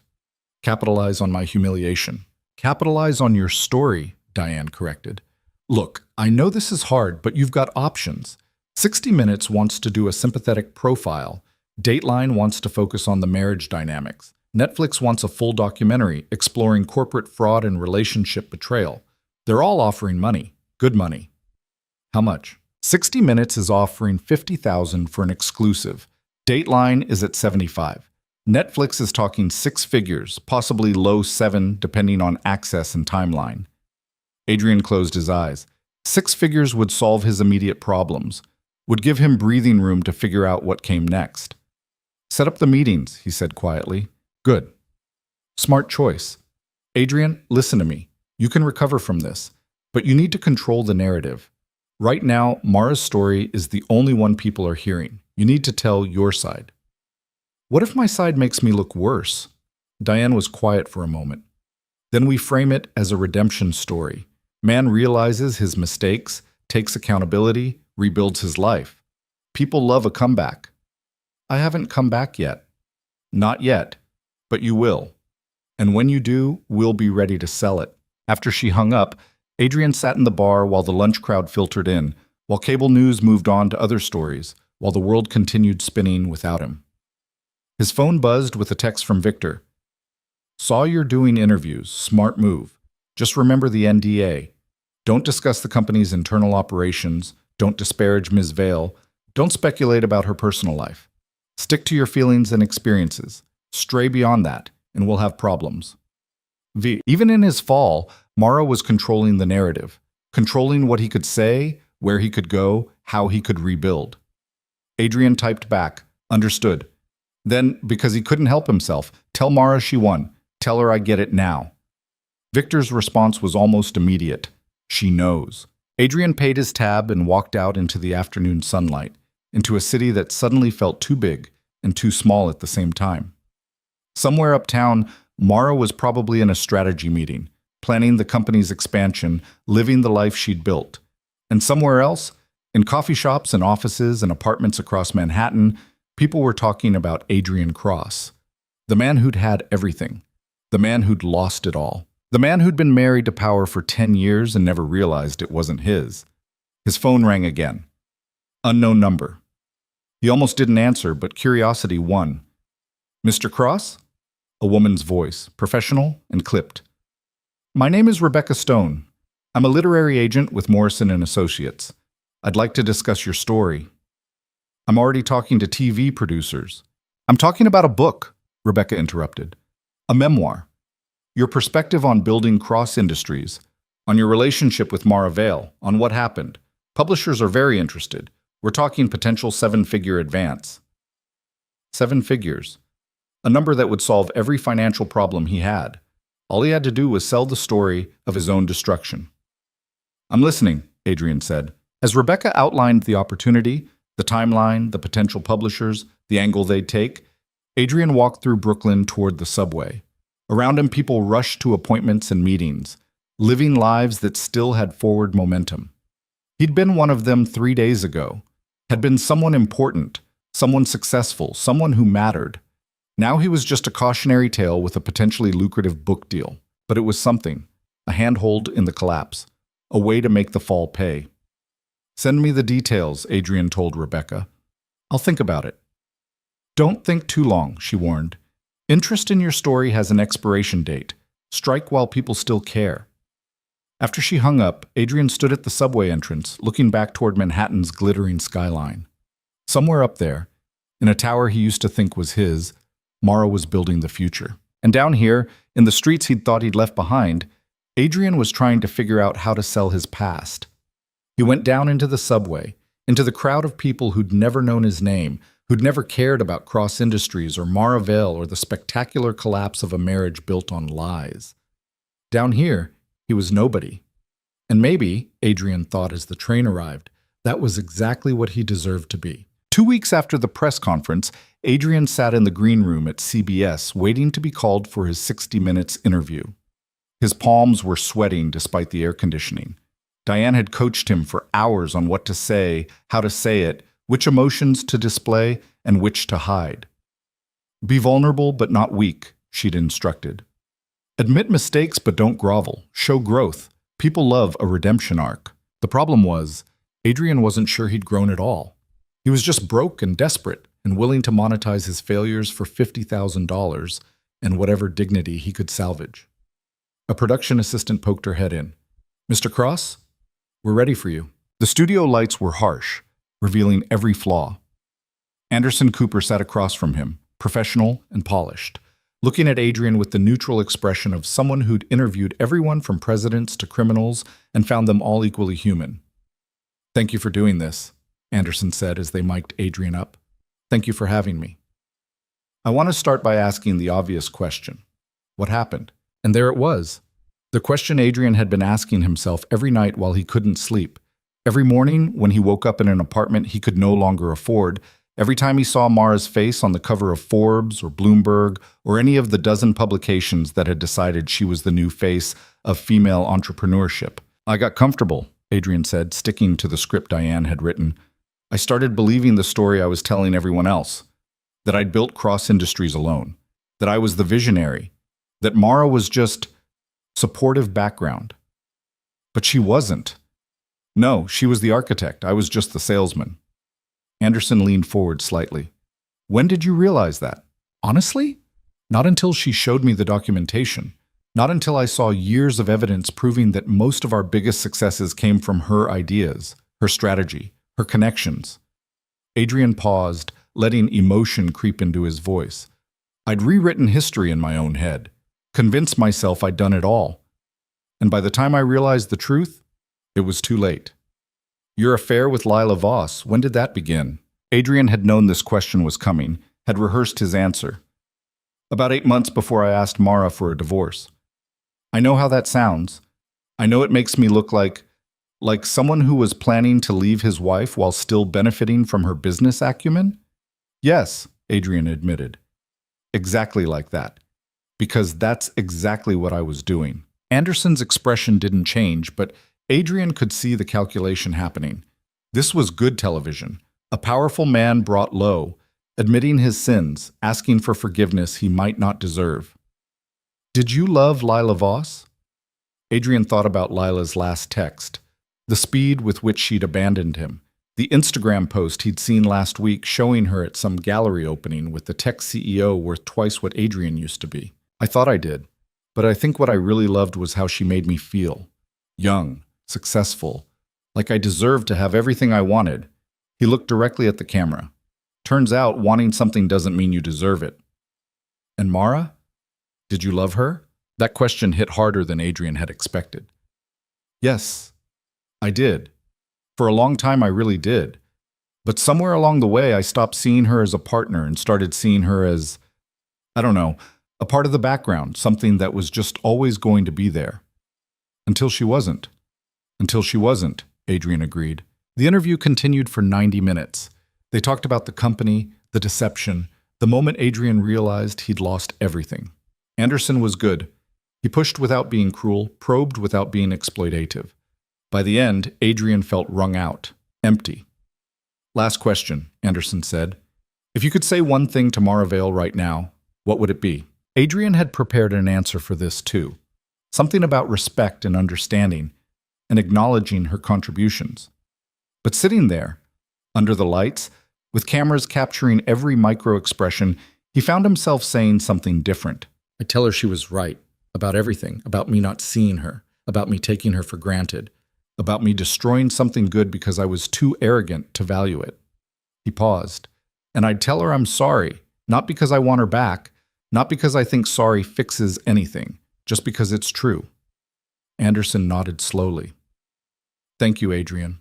That took courage. After they cut, while production assistants swarmed to remove equipment, Adrian's phone buzzed. A text from Diane. Watching the live feed. Perfect. This is exactly what we needed. Then another text from a number he didn't recognize. Interesting performance. Very authentic. Almost believed it myself. V. Adrian's stomach dropped. Victor had been watching, which meant Mara had probably been watching too. He texted back. I didn't violate the NDA. Victor's response was immediate. No, you didn't. You were very careful. Almost like you had good lawyers coaching you. But here's something to consider. Your interview airs next Sunday. 3 days from now, Ms. Vale has an announcement of her own. Should be interesting timing. Adrian tried calling Victor, but the number went straight to voicemail. He tried texting again. What announcement? No response. The next 3 days were torture. Adrian checked every news site obsessively, looking for hints about what Mara might reveal. He called Diane repeatedly, asking if she'd heard anything. He even considered reaching out to James Morrison or one of the other former Cross Industries executives before remembering that none of them would take his call. On Saturday night, less than 12 hours before his interview was set to air, Adrian's phone rang. Unknown number again. Hello? Adrian. It was Mara's voice, and hearing it made his chest constrict in ways he hadn't anticipated. We need to talk. I didn't say anything I wasn't supposed to be. I know. I watched the interview. Victor sent me the footage. She paused. Can you meet me? Tonight? Where? The apartment, our old apartment. I still have keys. Adrian hadn't been back to the apartment they'd shared for most of their marriage. After the split, Mara had moved out first, taken only what was hers, left him with furniture and memories and a lease he couldn't afford to break. He'd avoided going back, staying in the new place he'd gotten with Lila, the place Lila had abandoned within hours of his public collapse. Why there, he asked. Because I want privacy. Because I don't want cameras or witnesses or any record of this conversation. Her voice softened slightly. Please, Adrian, just this once. He should have said no, should have called Diane or his lawyer or someone who could advise him. But Mara had said please, and he couldn't remember the last time she'd asked him for anything. What time? 9. Don't be late. 9. The apartment looked smaller than Adrian remembered. Or maybe he'd just gotten used to bigger spaces, more expensive views, the trappings of success he no longer had access to. Mara was already there, sitting on the couch they'd bought together from some secondhand store in Brooklyn, back when they'd been young and broke, and convinced that love and ambition were enough. "Hi," she said when he walked in. "Hi." She dressed casually, jeans and a sweater, her hair loose around her shoulders. She looked more like the woman he'd married than the CEO who'd dismantled his life on national television. "Want something to drink?" she asked. "Sure." She poured them both whiskey from a bottle Adrian recognized. They'd bought it to celebrate their first year in business, back when Cross Industries was just an idea and a laptop and endless hope. They'd never opened it, deciding to save it for some future success that always seemed just out of reach. "Seemed like the right time," Mara said, handing him a glass.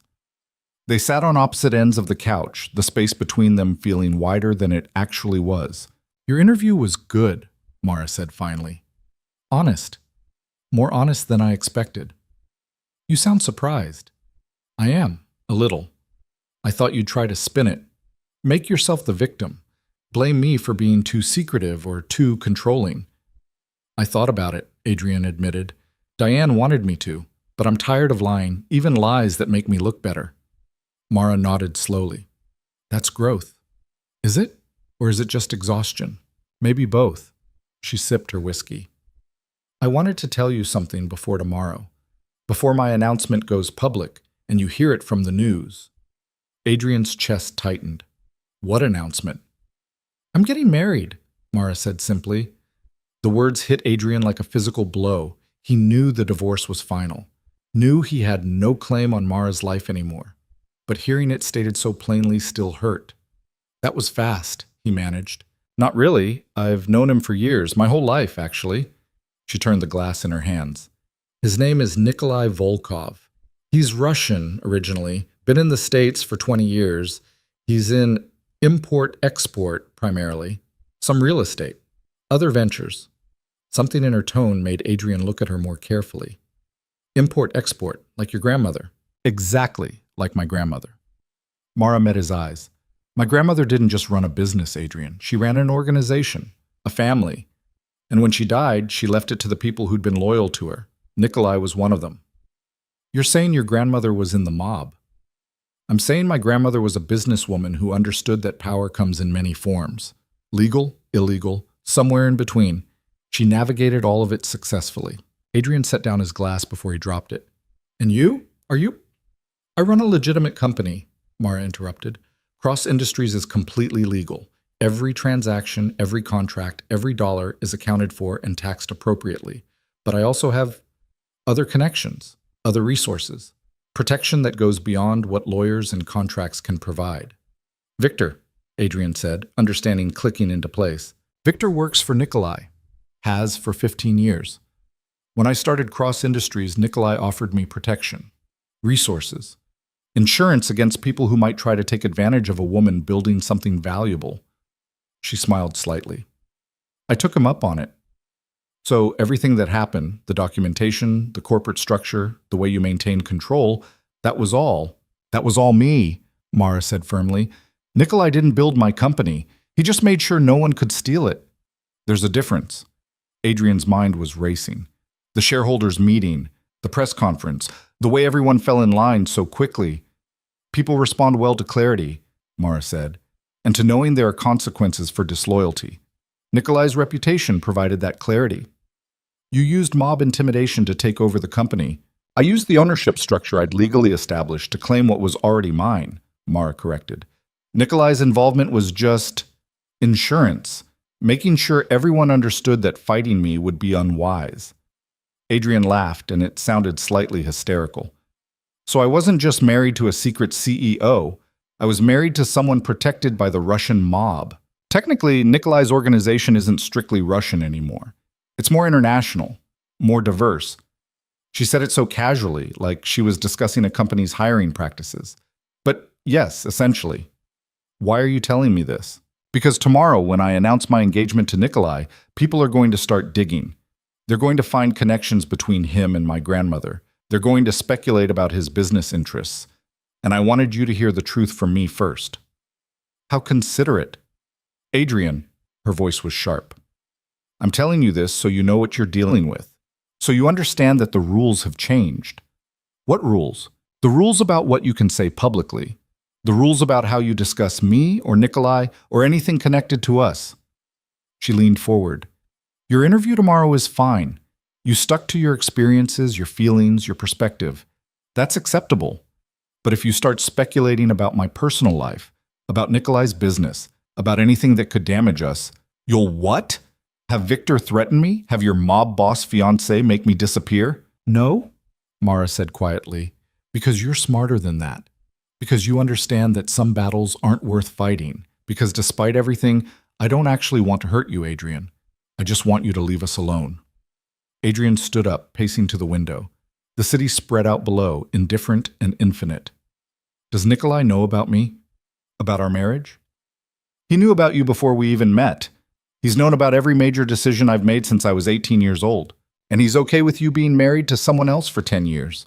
He understood it was strategic. I needed a public partner who could be the face of the company while I built the infrastructure. You were perfect for that role. She paused. And I did love you, Adrian. That wasn't fake. It just wasn't enough to override my long-term plans. Long-term plans that included marrying a mob boss.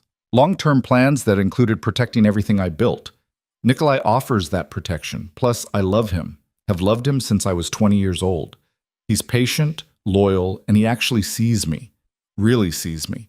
Not the potential version of me I could become with the right training. Not the quiet wife who's useful to have around. Just me. The words stung because Adrian knew they were aimed at him. He'd never really seen Mara. He'd seen what he wanted her to be. Supportive, convenient, undemanding.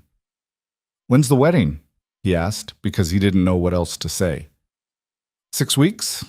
Small ceremony, private. The engagement announcement tomorrow is mostly to preempt the tabloids. They've been running pictures of Nikolai and me together, speculating about who he is. How long have you two been together? Publicly? About 2 months? Privately? She smiled. Like I said, since I was 20. We've been careful, discreet. But now that the divorce is final, there's no reason to hide anymore. Adrian turned back to face her. So during our entire marriage, you were faithful, Mara interrupted. Completely faithful. Nikolai and I had an understanding. While I was married to you, while I was building the company, he waited, supported me from a distance, made sure I had what I needed without interfering in my personal life. That's incredibly patient for a mob boss. That's love, Mara said simply. Real love. The kind that doesn't demand ownership or control, the kind that waits. Adrian sat back down, suddenly exhausted. Why are you really here, Mara? It's not just to warn me about tomorrow's announcement. She was quiet for a moment, swirling the whiskey in her glass. Because despite everything, I wanted you to hear it from me. Because I know tomorrow's going to be hard for you. Your interview airs, you're finally getting your story out there, and then 6 hours later I announce I'm marrying someone else. It's going to look like I'm trying to upstage you. Are you? Yes and no. The timing is strategic. I won't pretend it's not. But I also wanted to give you a heads up, professional courtesy, or maybe just lingering affection for who we used to be. We were never who I thought we were. No, Mara agreed. We were better and worse, more complicated than either of us wanted to admit. She stood up, setting her glass on the coffee table. I should go. Nikolai's waiting downstairs. He's here? He insisted on accompanying me. He doesn't like me going places alone, especially to meet with ex-husbands who might be angry. She said it with a fondness that made Adrian's chest ache. I convinced him to wait in the car, told him you weren't dangerous. Am I not? No, Adrian, you're not. You're a lot of things, selfish, short-sighted, occasionally cruel without meaning to be. But you're not dangerous, you're just human. She walked to the door, then paused. For what it's worth, I meant what I said in the coffee shop. I did love you. Part of me probably always will. You were my first real partner in building something. That matters, even if the partnership didn't last. Mara, Adrian said, and she turned back. Are you happy? With him? She smiled, and it was genuine. Yes, happier than I've been in years. Nikolai knows what I am, what I'm capable of, and he loves me anyway. maybe because of it. I should have loved you like that. Yes, she said quietly. You should have. But you didn't, and now we're both moving on to people who fit us better. After she left, Adrian sat in the empty apartment for a long time. He could hear the building's familiar sounds, the radiator clanking, the couple upstairs arguing in Spanish, the street noise filtering up from below. His phone buzzed, a text from Diane. Tomorrow's going to be big. Get some sleep. You're going to need it. Another text, this one from his mother. Looking forward to watching tomorrow. So proud of you for being honest. Love you. And then, unexpectedly, one from Victor. Miss Vale asked me to tell you that the NDA remains in effect regarding everything she told you tonight, but she also said to tell you that she hopes you find what you're looking for, whatever that is. Adrian looked around the apartment, at the ghosts of the life he'd tried to build with Mara, the cheap couch they'd been so proud to afford, the bookshelf she'd assembled badly, one corner still listing to the left, the window where they'd watched fireworks on their first 4th of July together, drinking cheap wine and making plans neither of them would keep. He thought he was building an empire. Turned out he'd just been playing house while Mara built the real thing. His phone rang. Unknown number. Adrian almost didn't answer, but at this point, what did he have to lose? Mr. Cross? This is Daniel Reeves from the New York Times. I understand Mara Vale is announcing her engagement tomorrow. I wanted to give you a chance to comment. No comment, Adrian said. Are you sure? This is your opportunity to... I'm sure. No comment. On anything. He hung up. Within 30 seconds, the phone rang again. Different reporter, same question. Adrian turned off his phone entirely. He poured himself another glass of whiskey from the bottle Mara had opened, the bottle they'd saved for success. She'd achieved the success. He'd just been there for the ride. Tomorrow, his interview would air. He'd tell America about his failures and his regrets and his carefully crafted redemption arc. And 6 hours later, Mara would announce her engagement to a man who sounded like he'd stepped out of a crime thriller. The press would have a field day. The contrast would be irresistible.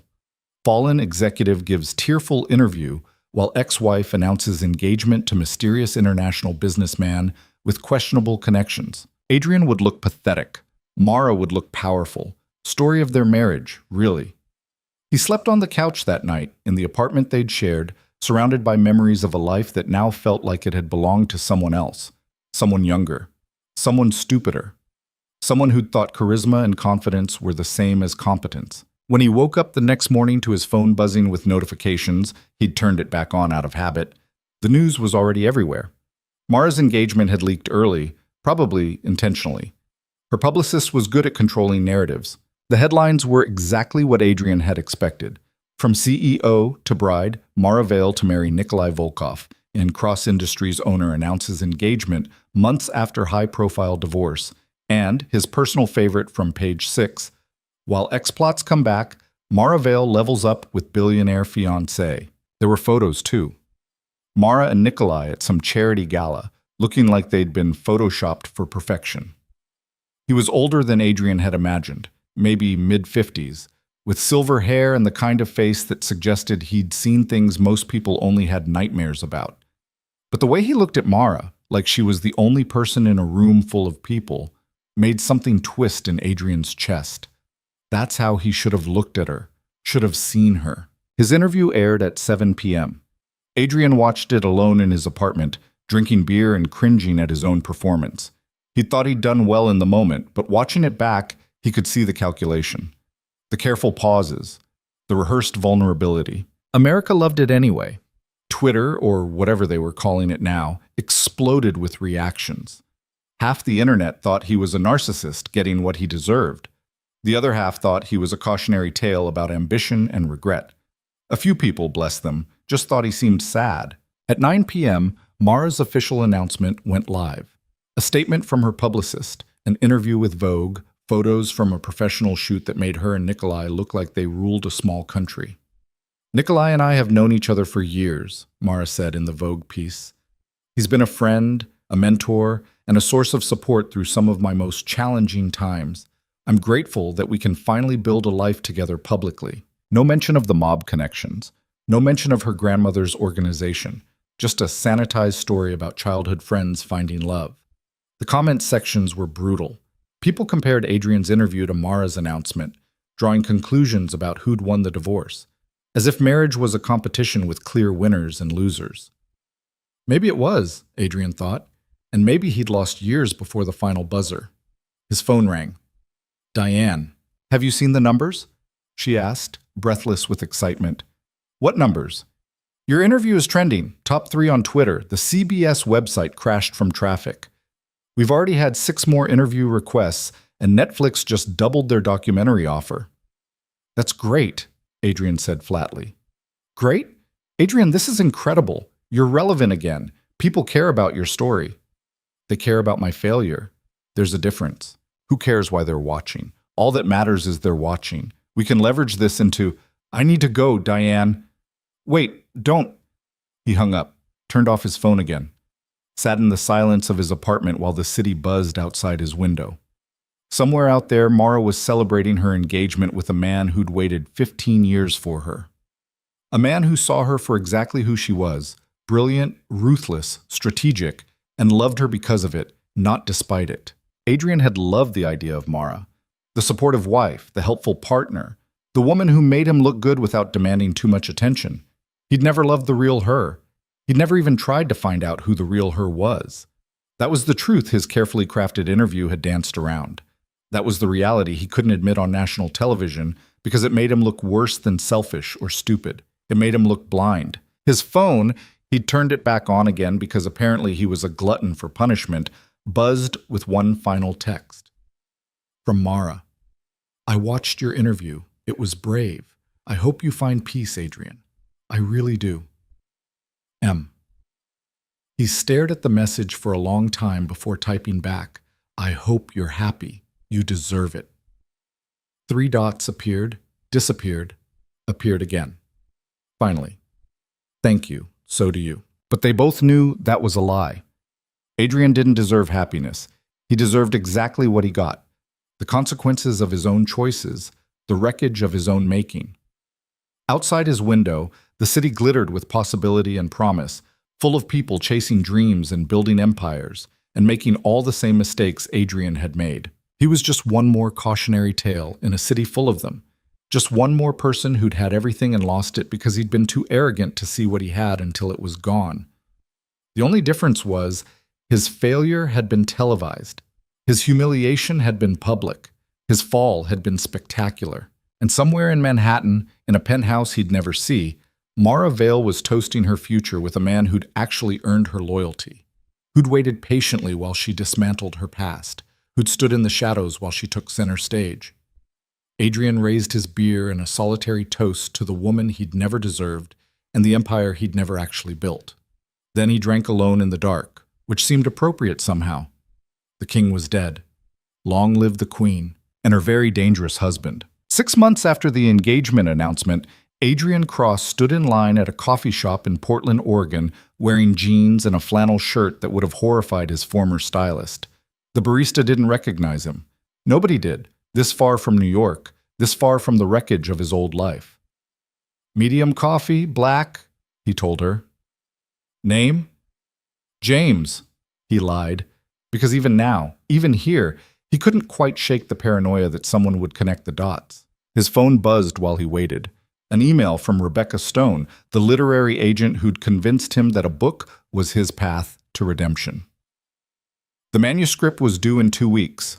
Adrian had written maybe 40 pages, all of them terrible, all of them trying too hard to make his failure sound noble instead of just sad. The truth was, nobody wanted to read a book about a man who'd screwed up his own life through garden-variety arrogance.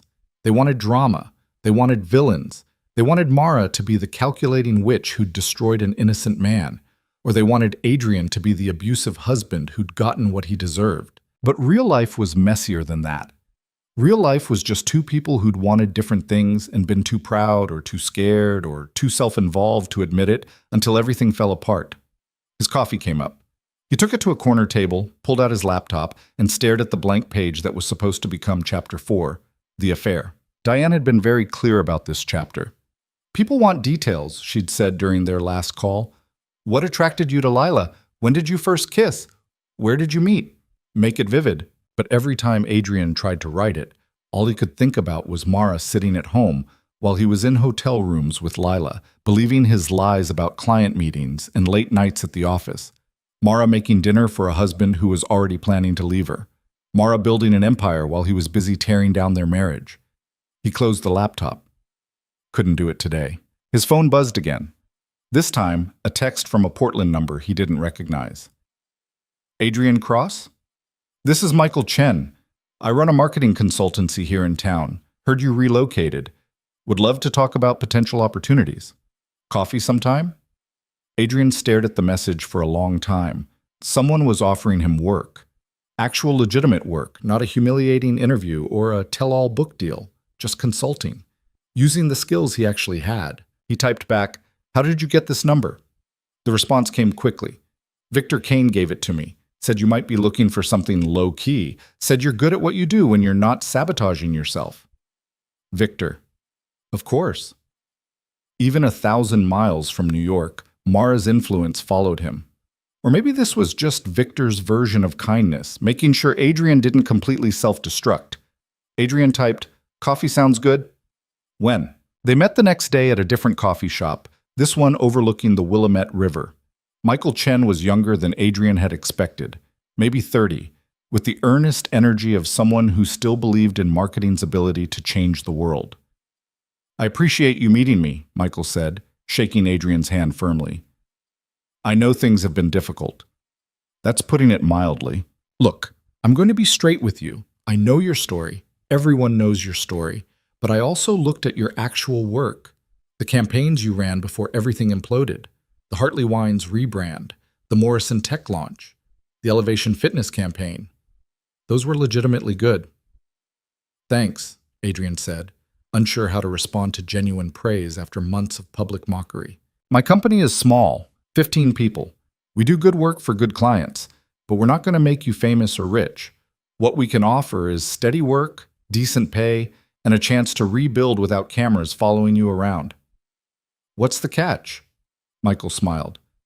"The catch is you work under someone else's leadership. You don't get to be the visionary. You don't get your name on the door. You're just part of the team, contributing what you're good at without the ego. You're asking if I can handle not being the boss. I'm asking if you've learned anything from the past year." Adrian looked out at the river, at the bridges spanning the water, at the city that didn't know or care who he used to be. "Yeah," he said quietly. "I've learned some things." "Like what?" "Like I'm better at execution than strategy. Like I need structure from someone else because I'm not great at building it myself. Like the parts of my success that were actually mine were the client relationships, the presentations, the ability to sell an idea someone else had developed." He looked back at Michael. "I was a really good number 2. I was just a terrible number 1. Michael nodded slowly. "That's honest. I respect that." "So when do I start?" "Monday, if you're serious." "But Adrian, one more thing. You screw up here, you burn bridges with clients, you pull any of the stuff you pulled in New York, and you're done. I don't care what Victor Kane says. I don't care about your reputation.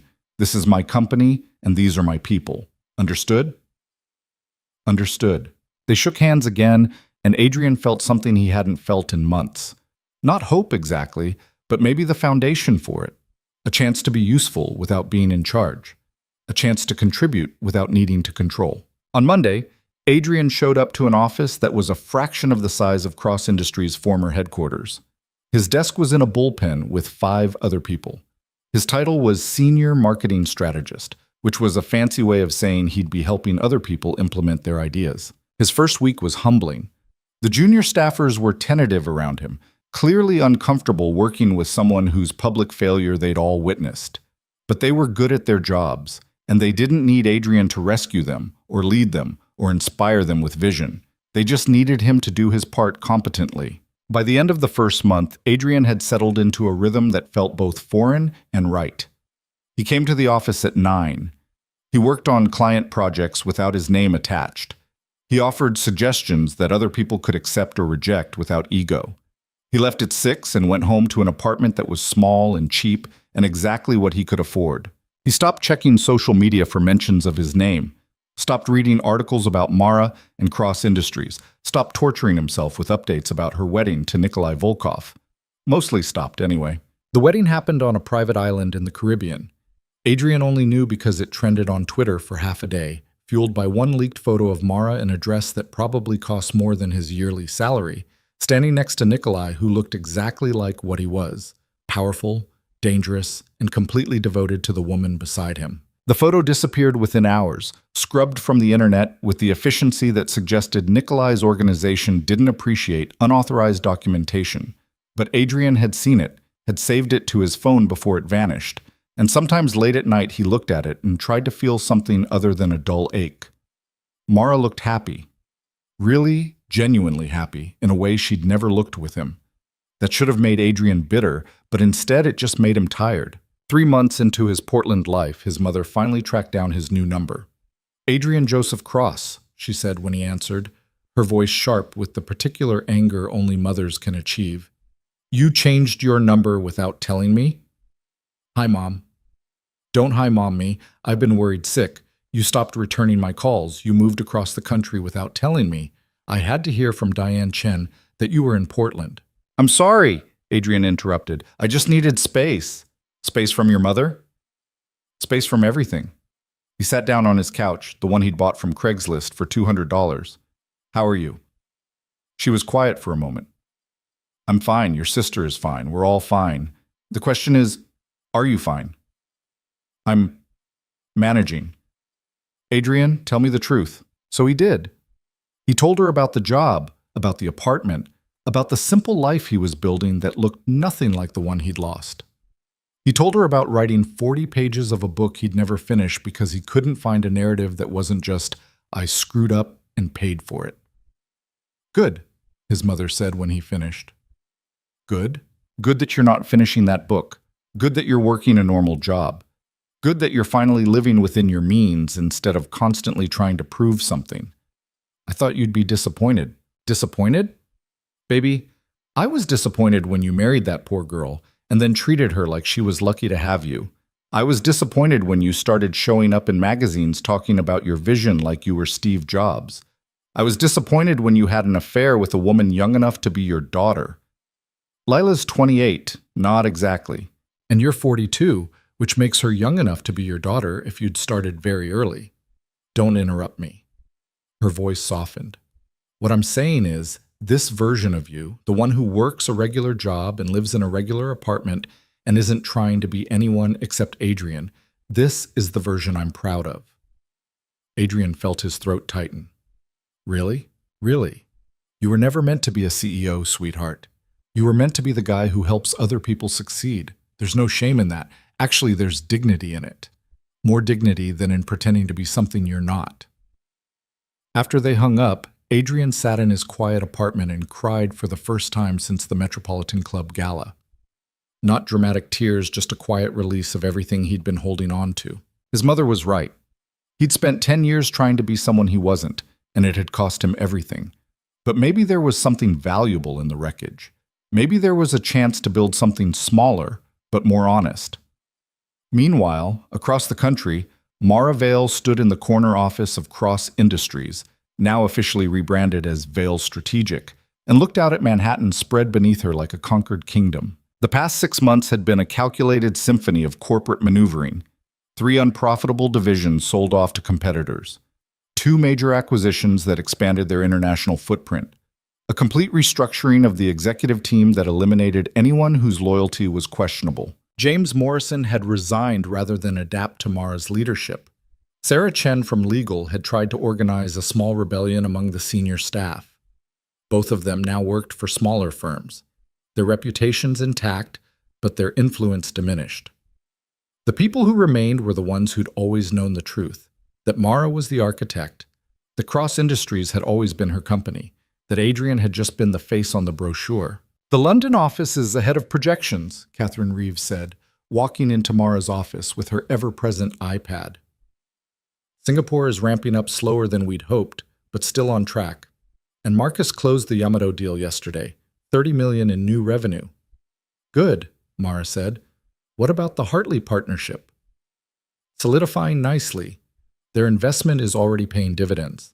They've been excellent partners, hands-off, supportive, exactly what we needed. Unlike Axis Global, which had tried to acquire two of Vail Strategic's competitors after losing out on the Cross Industries deal. Tried and failed because Victor had made it very clear that businesses partnering with Axis would find their other ventures experiencing unexpected complications. Nikolai's influence had its uses. Speaking of whom, Mara's phone buzzed with a text from her husband. "Dinner tonight? Want to show you something?" She smiled and typed back, "What kind of something?" "The kind that requires champagne and possibly a lawyer." Mara laughed. Nikolai had been hinting about a surprise for weeks, refusing to give details. She texted, "I'll bring Victor. Already invited him. 7 p.m. Don't be late, Mrs. Volkov." The name still felt new. Mara Vail Volkov, though professionally she'd kept just Vail. The press had speculated endlessly about her choice to hyphenate, reading meaning into every decision. In reality, it was simple. Vail was the name she'd built her empire under, and she wasn't giving it up. But Volkov was the name of the man who'd waited 15 years for her, and she wanted to honor that too. Catherine was still going through numbers when Victor appeared in the doorway. "Sorry to interrupt," he said. "Quick update on the Portland situation." Mara glanced at Catherine, who took the hint and excused herself. "What Portland situation?" Mara asked once they were alone. "Adrian Cross, Michael Chen's firm hired him 3 months ago. He's been working there quietly, no drama, no problems. Thought you'd want to know he's stable." Mara had asked Victor to keep occasional tabs on Adrian, not because she cared about his day-to-day life, but because she needed to know if he was planning anything that could damage her, a revenge plot, a lawsuit, a book deal that violated the NDA. "And the book?" she asked. "Abandoned, apparently. His agent is furious, but Adrian returned the advance, said he couldn't write it honestly without violating agreements, and couldn't write it dishonestly without hating himself more than he already does." "That's surprisingly mature." "People change," Victor said. "Sometimes, usually not, but sometimes." "Should I be worried about Adrian?" Victor shook his head. "No, he's neutered. Working a job that pays maybe $80,000 a year, living in a studio apartment, dating a kindergarten teacher he met at a farmer's market. He's living the life he should have been living all along." Mara absorbed this information without emotion. Adrian dating someone meant nothing to her now. He was her past, already receding into the kind of memory that only surfaced occasionally, usually when she signed documents that still had Cross Industries in the archive headers. "And Lila Voss?" Mara asked, because she was thorough about loose ends. "Engaged to that tech CEO, Tyler Morrison. The one who sold his company for $2 billion last year. She's doing fine. Better than fine, actually. Leveraged the Cross Industries scandal into a whole redemption narrative about how she was deceived too. Of course she did. People like Lila always land on their feet. People like Adrian." Victor paused. "People like Adrian usually don't. The fact that he has is worth noting." After Victor left, Mara stood at her window and thought about the man she'd been married to for 10 years. She didn't hate him. Hadn't hated him even when she was dismantling his life piece by piece. Hate required passion, and what she felt for Adrian now was closer to indifference tinged with faint regret.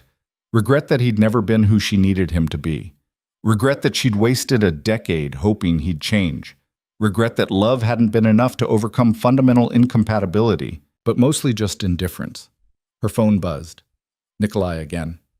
"Bring an appetite. This is going to be memorable." Dinner was at their penthouse in Tribeca, the one Nikolai had bought as a wedding present. The view was spectacular. The Hudson River on one side, the city lights on the other. Nikolai had cooked, which he did surprisingly well for a man whose primary reputation involved intimidating people. "Beef Wellington," he said, pulling it from the oven with the pride of someone who'd spent all afternoon on it. "Your grandmother's recipe. Took me 3 tries to get it right." Victor arrived with champagne, something expensive that Mara couldn't pronounce. They ate at the dining table that sat 12 but currently only held 3, talking about business and politics and a shipment issue in Rotterdam that would require Nikolai's personal attention. After dinner, Nikolai poured more champagne and pulled out a folder. "Remember that building on West 42nd?" he asked Mara. "The one you said would be perfect for Vail Strategic's new headquarters? The one that's owned by the Castellano family and definitely not for sale?" Was owned by the Castellano family, Nikolai corrected, sliding papers across the table. I convinced them to sell. Mara looked at the purchase agreement, her eyes widening. Nikolai, this is $42 million, yes. Already paid. The building is yours. Wedding present. You already gave me a wedding present. This entire apartment that was for us. This is for you, for your company, for the empire you built. He smiled. Every queen needs a proper castle. Mara felt tears prick her eyes, which was ridiculous. She didn't cry at business deals. But this wasn't just a business deal. This was Nikolai understanding what Vale Strategic meant to her, understanding that her company was more than just revenue and market share. It was proof. Proof that she'd built something real. Proof that she was more than Adrian Cross's quiet wife. Proof that she was exactly who her grandmother had raised her to be. How did you convince the Castellanos? Victor asked, examining the papers. I reminded them that we've had a very profitable partnership over the years, and that profitable partnerships should be maintained through occasional acts of generosity. Nikolai's smile widened. Also, I may have mentioned that I heard their son was having some difficulties with a federal investigation, and that difficulties like that sometimes resolve themselves when the right people are feeling cooperative. You blackmailed them, Mara said. I created a mutually beneficial situation, Nikolai corrected. They get their son's legal problems quietly handled. I get to give my wife the building she wanted. Everyone wins. Victor laughed. Except maybe justice. Justice is a construct created by people with power to control people without it, Nikolai said, refilling their glasses. We have power. We make our own justice. They toasted to the new building, to Vale Strategic's future, to the empire that kept growing. Later, after Victor left and the city quieted to its late-night hum, Mara stood on the balcony with Nikolai, looking out at the lights. Are you happy? Nikolai asked, his arm around her waist. Yes, Mara said, and meant it completely. Are you?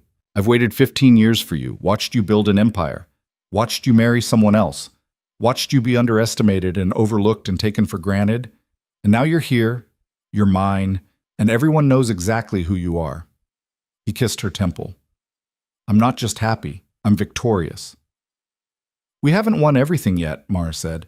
Vale Strategic is still smaller than I want it to be. We're not in the top 5 consulting firms. We will be, Nikolai interrupted, because you're brilliant and ruthless, and you don't stop until you get what you want. It's why I fell in love with you when you were 20 years old, standing in your grandmother's office, arguing about import tariffs like you were negotiating a peace treaty. Mara remembered that day. She'd been so young, so determined to prove herself to her grandmother's associates. Nikolai had been one of them, already established, already feared. He'd watched her argue circles around men twice her age, and afterward he'd told her grandmother, "That one's going to rule the world someday." Her grandmother had laughed and said, "I know. That's why I'm training her." Now, 14 years later, Mara was doing exactly that, ruling her world anyway, the business world, the world that had overlooked her for so long. The press had mostly moved on from the Adrian Cross scandal. Now they wrote about Mara Vale Volkov, CEO of Vale Strategic, wife of Nikolai Volkov, power couple reshaping the landscape of corporate consulting. They wrote profiles about her business acumen, her strategic vision, her rise from quiet wife to industry leader. Some articles mentioned Adrian, but only as a footnote, the man who'd thought he was building an empire while his wife built the real thing. The cautionary tale about ego and blindness and taking people for granted. A year after the Metropolitan Club Gala, Veronica Chen from Metropolitan Magazine called Mara directly. I want to do a profile, Veronica said. Not about the scandal, not about Adrian, just about you. About how you built Vale Strategic, about being underestimated and how you use that to your advantage. Why now? Mara asked. Because you're about to break into the top 5 consulting firms, and I want the story before everyone else does. Plus, I think there's something here about women who build empires quietly while everyone's paying attention to louder, flashier men. The interview happened in Mara's new office in the building Nikolai had bought her. The renovation wasn't complete yet. Wouldn't be for another 6 months. But Mara's corner office was finished, and it was spectacular. Veronica looked around appreciatively. This is quite an upgrade from Cross Industries. Cross Industries was Adrian's vision, Mara said. Modern, flashy, all glass and chrome. This is mine. Classic, solid, built to last. They talked for 2 hours. About Mara's grandmother, who'd immigrated from Russia with nothing and built a business empire that straddled legal and illegal with equal success. About meeting Nikolai when she was barely out of college. About the patient courtship that had lasted over a decade while she built her public life. About marrying Adrian because she needed a face for her company. Someone charming and presentable who could sell ideas while she developed them. "Did you ever love him?" Veronica asked. "Yes," Mara said honestly. "For a while I really did. I thought we could build something together, that he'd eventually see me as an equal partner, but he never did.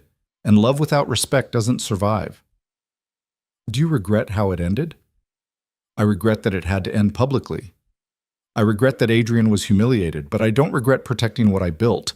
And I don't regret refusing to fade away quietly just to make his exit easier. Some people think you are too harsh. Some people think women should be grateful for whatever scraps of recognition men throw them. Those people can think what they want." Mara smiled. "I stopped caring about other people's opinions the day I realized my grandmother had been right all along. The only opinion that matters is your own." The article ran 3 weeks later. The cover showed Mara in her office, looking directly at the camera with an expression that suggested she knew exactly how powerful she was and felt no need to apologize for it.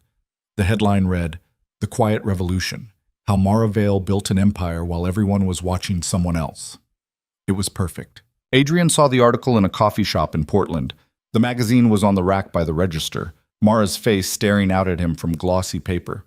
He bought a copy and read it over his lunch break, sitting in a park near his office. The article was good, fair. It acknowledged his role in Cross Industries without diminishing Mara's contributions. It presented their marriage as a business partnership that had ultimately failed because of fundamental differences in values and vision. Reading it, Adrian felt something he hadn't expected: relief. The narrative was finally complete. The story had an ending that didn't require his input or his perspective or his carefully crafted redemption arc. Mara had won. Not just the company or the money or the reputation. She'd won the story itself. She'd controlled the narrative from beginning to end, and now she got to define what it all meant. Adrian's phone buzzed. A text from Lauren, the kindergarten teacher he'd been seeing for 2 months. "Still on for dinner tonight?" "I'm making lasagna." He typed back, "Absolutely. Can I bring anything?" "Just yourself. And maybe wine if you're feeling fancy." Adrian smiled. Lauren didn't know who he used to be. Didn't care about Cross Industries or Mara Vale or any of it. She knew him as the marketing guy who helped her school with their fundraising campaign, who showed up when he said he would, who didn't try to be more than he actually was. It was the healthiest relationship he'd ever had. That evening, sitting in Lauren's small apartment, eating homemade lasagna and drinking wine that cost $12, Adrian felt something he hadn't felt in years. Content. Not happy exactly. Not the manic joy he used to chase through deals and affairs and public validation. Just content. Just okay with being exactly where he was. "You seem different tonight," Lauren said, refilling his wine. "Different how?" "Lighter. Like you finally put down something heavy you've been carrying." Adrian thought about the magazine in his bag, about Mara's face on the cover, about the story that was finally, definitively over. "Yeah," he said, "I think I did." 2 years after the Metropolitan Club Gala, Vail Strategic officially broke into the top 5 global consulting firms. The announcement made the Wall Street Journal, Forbes, and Bloomberg simultaneously. Mara did a round of interviews, all carefully controlled, all reinforcing the narrative she'd built. She was the woman who'd been underestimated, the wife who'd been overlooked, the strategic genius who'd built an empire while everyone assumed she was just emotional support. It was a good story, a powerful story. And it was mostly true, which was the best kind of story. At the celebration dinner Nikolai threw at their penthouse, 50 people, caterers, a violinist, Mara found herself on the balcony again, looking out at the city that had finally acknowledged her. Victor joined her, scotch in hand. "Hell of a journey," he said. "It's not over." "It never is. But this is a good milestone." He sipped his drink. "Your grandmother would be proud." "She'd say I took too long," Mara countered. "She'd say I wasted 10 years on Adrian when I should have just taken control from the beginning." "Maybe. Or maybe she'd say those 10 years taught you patience, taught you how to plan, taught you that revenge is a dish best served cold and with impeccable documentation. Mara laughed.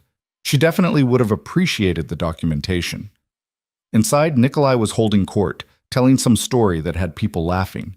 He caught Mara's eye through the glass and smiled, and she felt that familiar warmth that she'd never felt with Adrian. This was what partnership looked like. Two people who saw each other clearly, respected each other completely, and built something together without one person having to disappear for the other to shine.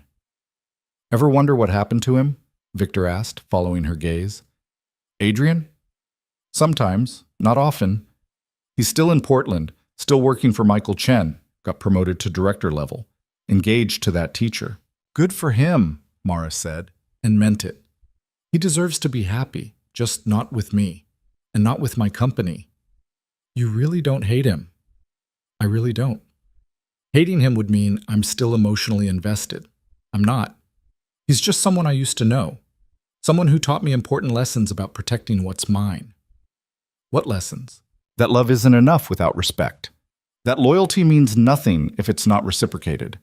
That building something great requires sacrifice, but you get to choose what you sacrifice. And I chose to sacrifice the marriage instead of the company. She looked at Victor. Was that the right choice? Do you think it was? Mara considered this, looking out at the city that was hers now, in ways that had never been Adrian's. Yes, she said finally, I think it was exactly right. Inside, someone called for a toast. Nikolai appeared on the balcony, pulling Mara back to the party. Come, he said. They want to hear from the woman who conquered New York. I didn't conquer it, Mara corrected, following him. I just claimed what was always mine. The toast was given by Marcus Holloway, the head of strategic acquisitions. He raised his glass and spoke about vision and leadership and the future of Vail Strategic. Everyone drank, and then Nikolai insisted Mara say something. She stood in front of people who worked for her, people who respected her, people who knew exactly who she was and valued her anyway. 10 years ago, Mara said, I made an investment in a company. I invested my money, my time, my ideas, my connections. And for 10 years, someone else took credit for what we built together. Some of you know this story. Some of you lived it. All of you know how it ended. People nodded. A few smiled. They'd all been there for the revolution. But tonight isn't about the past. Tonight is about what we're building now.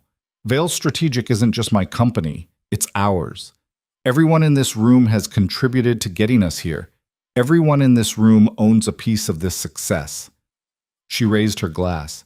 So here's to us, to building something that lasts, to protecting what we create, to never apologizing for our power, and to always reading the fine print, laughter and applause. Glasses raised. The party continued late into the night, full of people who believed in what they were building, who trusted the woman leading them, who knew they were part of something significant. Later, after everyone left, after the caterers cleaned up and the violinist packed away her instrument, Mara and Nikolai stood together in their silent penthouse. You did it, Nikolai said quietly. Everything your grandmother said you would do. Everything I knew you could do. You built an untouchable empire. We built it, Mara corrected. I couldn't have done this without you, without your patience, without your support, without your very useful connections that keep competitors nervous and partners honest. My connections are yours. Everything I have is yours. You know this. I do know. And I'm grateful. She turned to face him. Nikolai, did you ever doubt? When I was married to Adrian, when I was building Cross Industries under someone else's name, did you ever doubt I'd come back to you? No, he said simply. Because I knew you. Really knew you, not the version you showed Adrian or the public or anyone else. I knew you were building something that would outlast any marriage of convenience. And I knew that when you were done, when you'd taken what you needed from that life, you'd come home. And I did. And you did. He kissed her forehead. My patient, brilliant, dangerous wife, the only woman who could bring me to my knees. They stood together looking out at Manhattan, at the empire Mara had built from silence and strategy, and the kind of patient revenge that took years to perfect. Somewhere in Portland, Adrian Cross was probably sleeping peacefully, dreaming small dreams about small victories, building a small life that actually fit him. And here, in New York, Mara Vale Volkov stood at the top of her world, surrounded by power and protection and the love of a man who'd waited 15 years for her. She'd started as an invisible wife. She'd ended as an untouchable queen, and every single step of the journey had been worth it. The story could have ended there, neat and conclusive. But life wasn't that simple, and Mara knew better than to think she'd reached the summit. 5 years after the Metropolitan Club Gala, Vale Strategic was the second largest consulting firm globally. They had offices in 17 countries. Their client list read like a Fortune 500 directory. Mara's personal net worth had crossed into the billions. She was 42 years old, and she ruled an empire that touched every corner of the business world. But power attracted attention, and attention attracted complications. The first complication came from the FBI, investigating connections between Nikolai's import-export business and certain Eastern European organizations with questionable tax practices. The second came from a competitor who'd hired a team of investigative journalists to dig into Vale Strategic's corporate history. Both complications resolved themselves quickly. The FBI investigation stalled after key witnesses became suddenly uncooperative. The journalists found their exposé killed by their publisher, who'd apparently received a very convincing phone call about the dangers of printing unverified allegations. Nikolai's influence at work, protecting what was his. But Mara knew that protection came with a price, that every favor called in, every threat made, every problem solved through intimidation instead of law, added to a debt that would eventually come due. "Are you worried?" Nikolai asked one night, after another close call with regulatory scrutiny. "I'm realistic," Mara said. "We've built something powerful. Power attracts enemies. Enemies will try to tear us down. It's the natural order. And we'll defeat them, like we always do." "Will we? Or will we just keep fighting the same battles over and over until we make a mistake?" Nikolai pulled her close. "Then we don't make mistakes. We stay vigilant. We stay ruthless. We stay ahead of anyone who wants what we have." Mara leaned into him, this man who'd shaped her adult life, who'd given her protection and love and the freedom to build her empire without apology. "I don't regret any of it," she said quietly. "Not Adrian, not the years of silence, not the way it ended, not marrying you, not any of it." "Good," Nikolai said, "because we're just getting started." And they were. Vale Strategic continued to grow. Mara's influence continued to expand. She sat on boards, advised governments, shaped industries. She became the woman her grandmother had raised her to be, powerful, feared, respected. She was no longer anyone's invisible wife. She was no longer content to work in shadows while someone else took the light. She was Mara Vale Volkov. She'd built her throne from patience and strategy and the bones of a marriage that had never deserved her, and no one would ever make her small again. In Portland, Adrian Cross married Lauren in a small ceremony attended by 50 people. No press, no cameras, just friends and family and the quiet joy of building something simple and real. He'd stopped following Mara's career years ago, stopped torturing himself with her success, stopped comparing his small life to her massive one. He was happy, in his way. Not the explosive, validating happiness he'd chased in his cross-industries days, just the steady contentment of knowing who he was, what he could offer, and where he belonged. He taught marketing at Portland State 3 days a week, worked with Michael Chen the other 2, came home to a wife who loved him for who he actually was, not who he pretended to be. It was enough. Sometimes late at night, he thought about the man he'd been, the arrogant CEO who thought charisma was the same as competence, the husband who'd looked at brilliance every day and seen only support staff. He'd been such an idiot. But idiots could learn, idiots could grow, idiots could build smaller, better lives from the rubble of their massive failures. "You're thinking about her again," Lauren said one night, catching the distant look in his eyes. "How do you know?" "Because you get this expression, like you're looking at something very far away that you can't quite reach." "I'm not trying to reach her," Adrian said honestly. "I'm just remembering who I used to be, making sure I never become that person again." "You won't," Lauren said with the confidence of someone who'd never seen his worst self. "You're too aware now, too careful." Maybe she was right. Or maybe Adrian would always be one ego stroke away from sliding back into his old patterns. He'd never know for sure. He could only try, every day, to be better than he'd been. That's what recovery looked like. Not grand redemption, not public forgiveness, just daily effort to be someone worth being. And so the years passed. Mara's empire grew. Adrian's life stayed small and steady. They existed in parallel realities, connected only by the history they'd shared and the lessons they'd learned. Mara learned that power required constant vigilance, that empires needed protection, that being untouchable meant accepting isolation. Adrian learned that happiness came from accepting limitations, that contentment grew from honest work, that love required seeing people clearly instead of projecting fantasies onto them. Different lessons, different paths, different destinies. But both of them, in their own ways, had become exactly who they needed to be. Mara stood on her throne, untouchable and alone in the way all-powerful people are alone, building something that would outlast her. Adrian stood in his classroom, teaching students about marketing fundamentals, building nothing that would echo through history, but everything that made daily life meaningful. The queen and the commoner, both of them exactly where they belonged. And somewhere, in whatever comes after, Mara's grandmother was smiling, because she'd raised a woman who refused to be erased, who built her empire on her own terms, who proved that patience and planning could defeat charisma and ego. She'd raised a queen, and the queen had claimed her crown. That was the only ending that mattered.